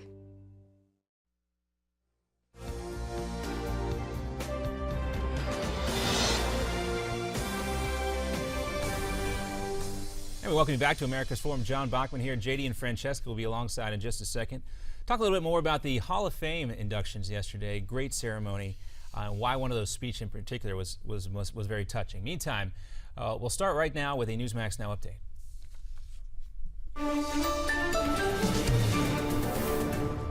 And we turn our attention to Virginia, where former Republican Governor Bob McDonnell is now on trial. He and his wife are facing several criminal charges, including allegations of corruption and lying on financial documents. If convicted, McDonnell and his wife could both face up to 30 years in prison, although that likely won't happen. The prosecutors say the governor abused his office by selling political favors in exchange for gifts, including a Rolex, private plane rides, and cash loans exceeding $100,000. According to the Virginia Public Access Project, which tracks political spending, former presidential candidate Mitt Romney has donated some $10,000 to McDonnell's legal defense fund. McDonnell, of course, was once discussed as a potential VP pick, maybe even more, just a few years ago. And later today, lawmakers are expected to introduce a new VA reform bill. The plan will authorize the Department of Veterans Affairs to spend billions of dollars to acquire new health care facilities. The bill also includes money to hire more doctors and nurses. The Obama administration has asked for about $18 billion to overhaul the failed agency. Sources say House VA Committee Chairman Jeff Miller, a Republican from Florida, and Democratic Senator Bernie Sanders will announce the details of this bipartisan bill during a press conference later today. And earlier today, a top UN human rights official said the downing of Malaysia Airlines Flight 17 may in fact be a war crime. The United Nations says it must first establish all the facts surrounding the plane that was shot down over eastern Ukraine, but once the investigation is complete, they will work to hold those responsible for their actions. Some, including the Ukrainian government, say Russia is responsible for supplying the rebels with the missiles to shoot down the Malaysian jetliner. And if you missed Major League Baseball's Hall of Fame induction ceremony yesterday, it's certainly worth checking out all the speeches, especially the one, though, from the Big Hurt, Frank Thomas. Take a listen. Give me a second.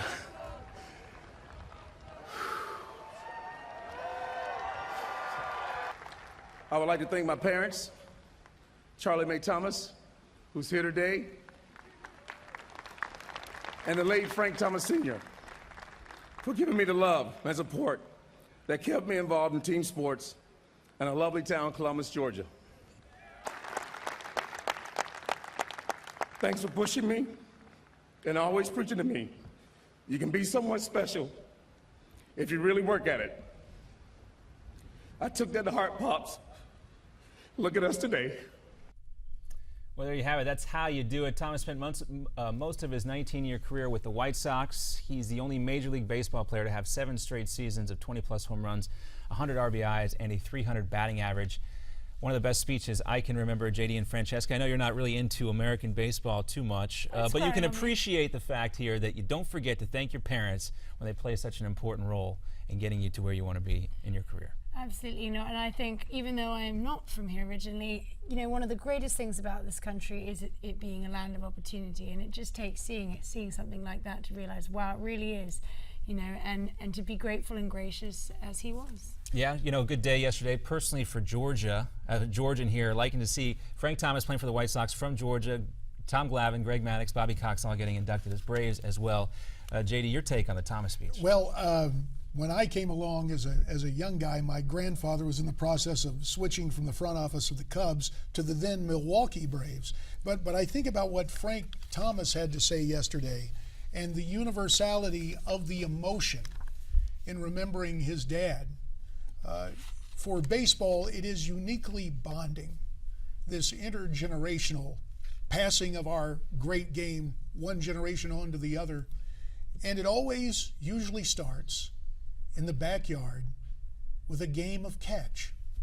And so as I listened to Frank Thomas, I thought back to the day at about age 3 when my dad took that plastic ball, the little ball you taught, and then he exchanged it for one genuine horse-eyed baseball, and to catch it and to go, wow, I caught a real baseball. That bonding is so universal that I think even for our British cousins who may not be so adept at our national pastime, I think that emotional connection. His father being very hard on him, but giving him the inspiration to really, you know, push himself to be a better footballer, as your folks would say over there in the UK. But no, great speech there for Frank Thomas. And, you know, Ed Berliner, I'm sure also caught part of the Hall of Fame induction speech. And Ed is joining us right now live from our newsroom with a look ahead at midpoint. Hey there, Ed.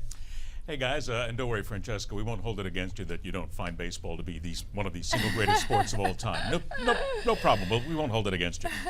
Coming up here in Midpoint today, Paul Ryan has a brand new anti-poverty plan. Let's hope he has a flak jacket for a lot of the criticism coming out of this. Why should anybody feel remorse for an executed stone-cold killer? That's part of an arena debate today. The Minutemen have returned to the border under what are considered to be controversial situations, at least. Is Vladimir Putin simply just an unhinged madman more than anything else? We keep trying to make up excuses for this guy. And oh yeah, by the way, coming up a little bit later on in Telling It Like It Is, how Mick Jagger gives us hope for a new generation of leaders here in America. That is all coming up today on Midpoint, beginning at noon Eastern Time. Can't wait for that one. The Mick Jagger School of Leadership. Think about it now. Think about it. Don't worry about it. We'll answer everything. It's a new generation of leaders. There's a little something about a guy who turned 71 years of age. Don't worry about it. We're there. We got it covered. You have given us what we say in the business, the ultimate tease. The tease, because I'm thinking about it, and for that reason, among many others, we'll be watching Midpoint as you start at high noon Eastern Time. Ed, we thank you so much. See you then, everybody. Thanks a lot. Looking forward to Ed's show. More surprising, I think, is hearing the reaction from Democrats like Robert Reich about the Ryan plan, giving it some praise. Very surprising there. Well, there is a period of time where things thaw before the battle ensues, and it's less than 100 days away with the midterm. Your thoughts on the upcoming midterms or on the Hall of Fame induction? Why don't you tweet us your comments at Newsmax TV, #AmericasForum. Are you confused by all the expanding hoses on the market? Don't be fooled by imitations. Hi, I'm Michael Berardi. I'm the inventor of the X-Hose, the original blue expanding hose. In fact, I've been awarded 4 U.S. patents for my invention. My X-Hose is the only patented expanding hose on the market, and it bears the trusted DAP product's name. Also available is my incredible DAP X-Hose Pro, with solid brass fittings, a wider 3/4 inch diameter, and constructed from even stronger materials. Works like my original X-Hose. Just turn the water on, and my X-Hose Pro automatically expands and expands and expands as you effortlessly guide it to where you need to go. And when you're finished, my X-Hose Pro will automatically follow you back and contract for easy storage. My DAP X-Hose Pro is great for homeowners and professionals. I own a mobile detailing company, and this hose saves me a lot of time and energy on my job. It never kinks, it is super lightweight, and hardly takes up any space in my trailer. What I enjoyed when I watched her using the X-Hose Pro is that the hose actually looks like it's helping her use it. This 50-foot 3/4 inch rubber hose weighs over 11 pounds. My 50-foot 3/4 inch X-Hose Pro weighs only about 2 pounds. My DAP X-Hose Pro is actually made from a tough, multi-layered expandable inner hose and a folded outer covering made from durable, super strong webbing. Because of its patented design, my X-Hose Pro will never kink. Get my amazing DAP X-Hose Pro for only $29.95, but call right now and get a second X-Hose Pro free. Just pay processing and handling. Durable, solid brass fittings. Super strong materials. Strong enough to pull an SUV. 3/4 inch diameter for a powerful spray. And incredibly light. So call now. I promise you'll love it. Call 1-800-330-8854. Call now and get a second X-Hose Pro for free. Just pay separate processing and handling. So call 1-800-330-8854. 1-800-330-8854 and order your X-Hose Pro today. Tonight we are a country awakened to danger and called to defend freedom. Mr. Gorbachev, tear down this wall. One day live in a nation where they will not be judged by the color of their skin, but by the content of their character. Ask not what your country can do for you. Ask what you can do for your country.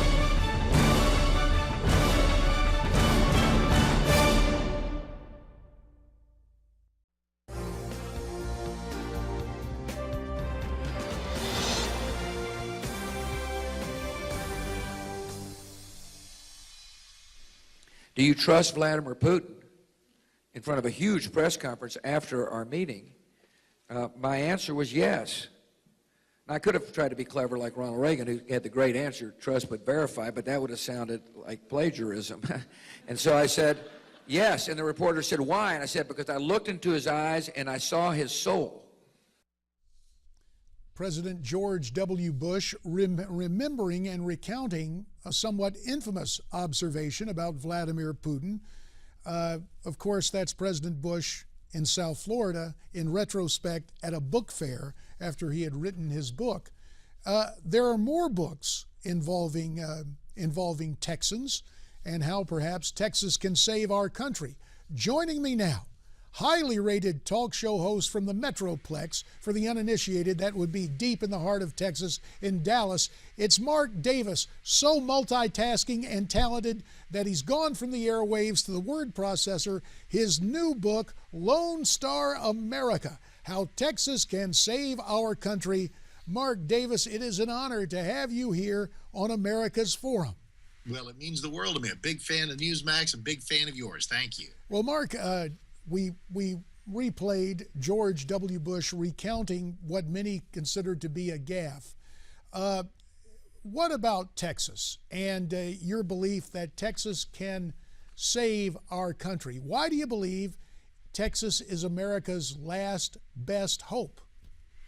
Let's go back to the era of George W. Bush as governor before president. So in 1994, when I moved back to my native Texas in 1994, we had just a little bit of Ann Richards left. And then Governor Bush won and served his 2 terms and then gave us Rick Perry thereafter. And in these delicious 20 years of one-party rule, Texas has become a laboratory for exactly what conservatives talk about. Here's the huge year of Senate elections, right? Here comes the enormously important 2016 Republican presidential nomination battle and then a general election. What's on the list of things that we think the country should do? Tax less, spend less, regulate sensibly, obey the Constitution, things we've generally been doing in Texas for 20 years with spectacular results. And that's not by accident. Well, Mark, we've had President Bush. Rick Perry ran for president once. There's certainly been a strong economic record in Texas. Is Rick Perry going to emerge as the front runner for the Republican nomination? Well, there's a flow chart that gets us to the answer to that question. Number one is, will he run? He certainly looks like someone who's running. He's absolutely all over the place. He's arguing with Rand Paul on the pages of the Washington Post about isolationism. He is broadening his appeal. He was at CPAC with one of the most uplifting speeches this past winter. So he looks like a candidate. Does that absolutely mean he's running? No, I don't think he's totally made up his mind yet. If he does, I'm not going to sit here and make him the front runner. I mean, who knows what he might have competition from another Texan in Ted Cruz. You never know how the Christie thing's going to work out. Scott Walker, Bobby Jindal. We have so much strength, so much talent, all flooding the zone here. It's hard to know how it'll go. But I can make you the following absolute guarantee: the Rick Perry that you see in a 2016 race is going to be better than the one you saw in 2012. And I'm not even talking about the oops moment and the inability to remember that third agency that he would get rid of on a debate stage. I'm talking about a guy who's laid down 3 more years of piloting Texas, not just surviving, but thriving in the continually noxious era of Obama. And that's a big deal. I think there'll be an appetite for governors. And is there any governor that has a track record like Governor Perry has of standing astride his state and just saying no to federal overreach? He'll be off the pain meds. He's doing much better. He'll be sleeping better. I think it'll be a pretty forceful candidacy if he chooses to undertake it. And with current events, we talk about the great economic record, but the troubling problems that continue at the border. Perry calling out the National Guard. Is that another feather in his cap? Well, I mean, it is. And this led a lot of people to say, oh, that's just opportunism. That's just him trying to look good for the GOP nomination.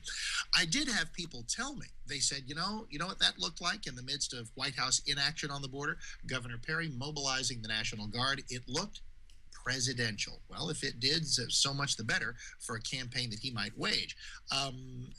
This is something that places in perfect juxtaposition the open borders policy of the White House versus the protect our borders and make them mean something attitude of the governor. It's kind of interesting when you have a governor acting in a way that seems more presidential than the actual president.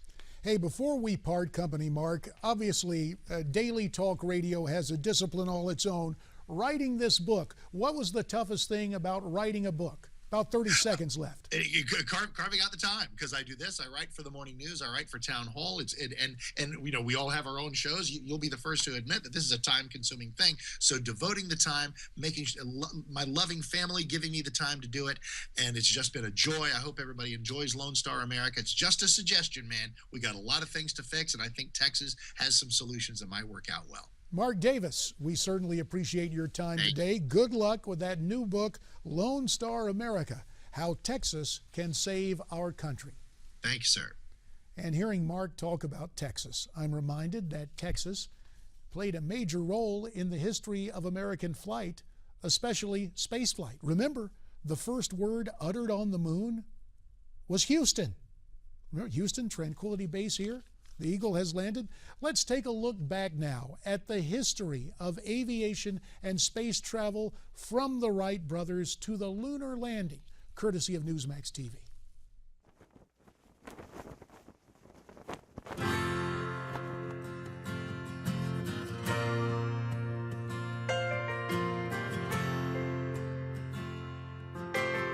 Fly 35 years ago, fly the Atlantic.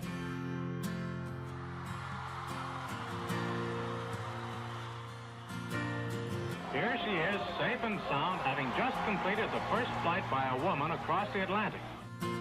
Why choose this as our goal? And they may well ask, why climb the highest mountain? We choose to go to the moon. And I will ride into the fire. That's one small step for man. Rise above the flames. One giant leap for man. I will climb like a phoenix and ride. The crew of the Space Shuttle Challenger slipped the surly bonds of Earth to touch the face of God.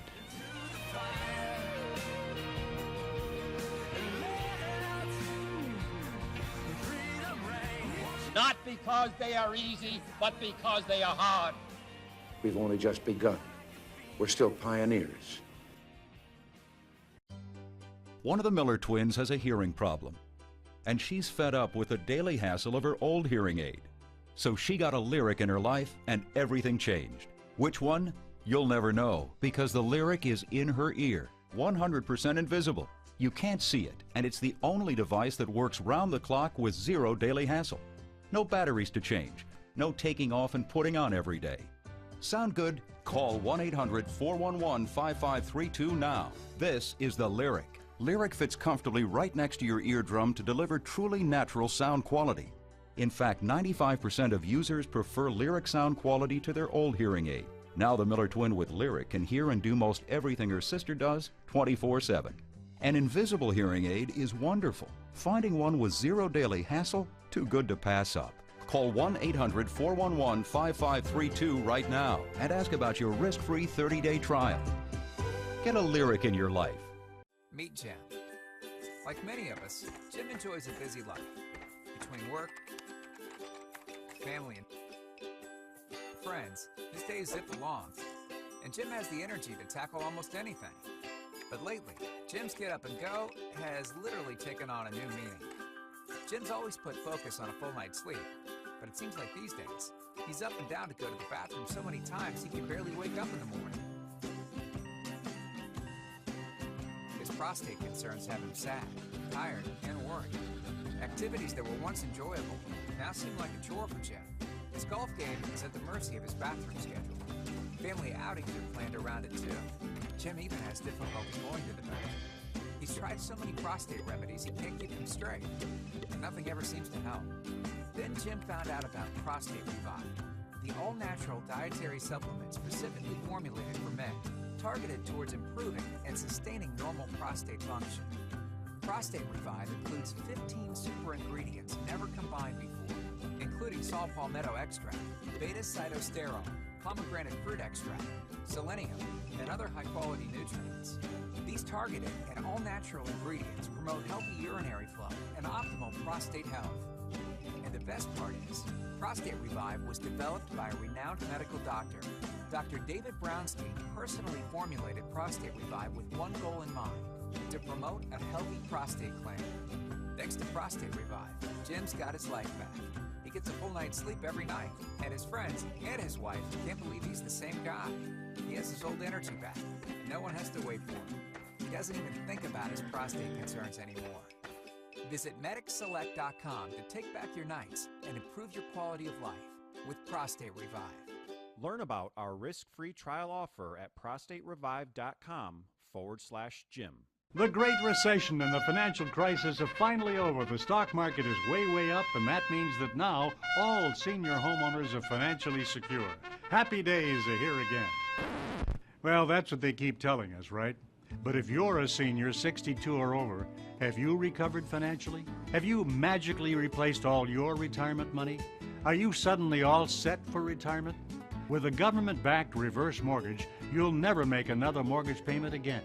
Instead, you'll receive money in any number of different ways that you choose. The money you get is tax-free, and there are no restrictions on how to use it. With an all-new and improved reverse mortgage, you always retain ownership of your home, so you can age in place gracefully. And your mortgage does not have to be paid off to qualify. It makes life much easier. That was the best thing I've ever done. Call 1-800-548-6498, 1-800-548-6498.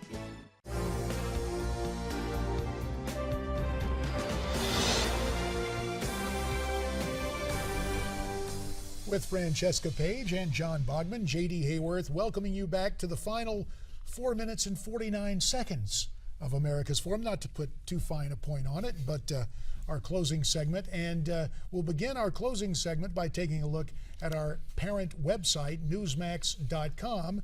And there you see Texas Senator John Cornyn, the headline, Cornyn, House to pass skinny down bill to aid border crisis. Now, as we think about what's going on the border, we talk about dissension in the House ranks, but it's worth noting that Alabama Senator Jeff Sessions has said it's better to do nothing. Right. He doesn't like what Harry Reid and the administration has come up with, and quite frankly, he doesn't like the Cornyn Cuellar solution. Yeah, and the Republican Party has been consistently called the party of no by the president here.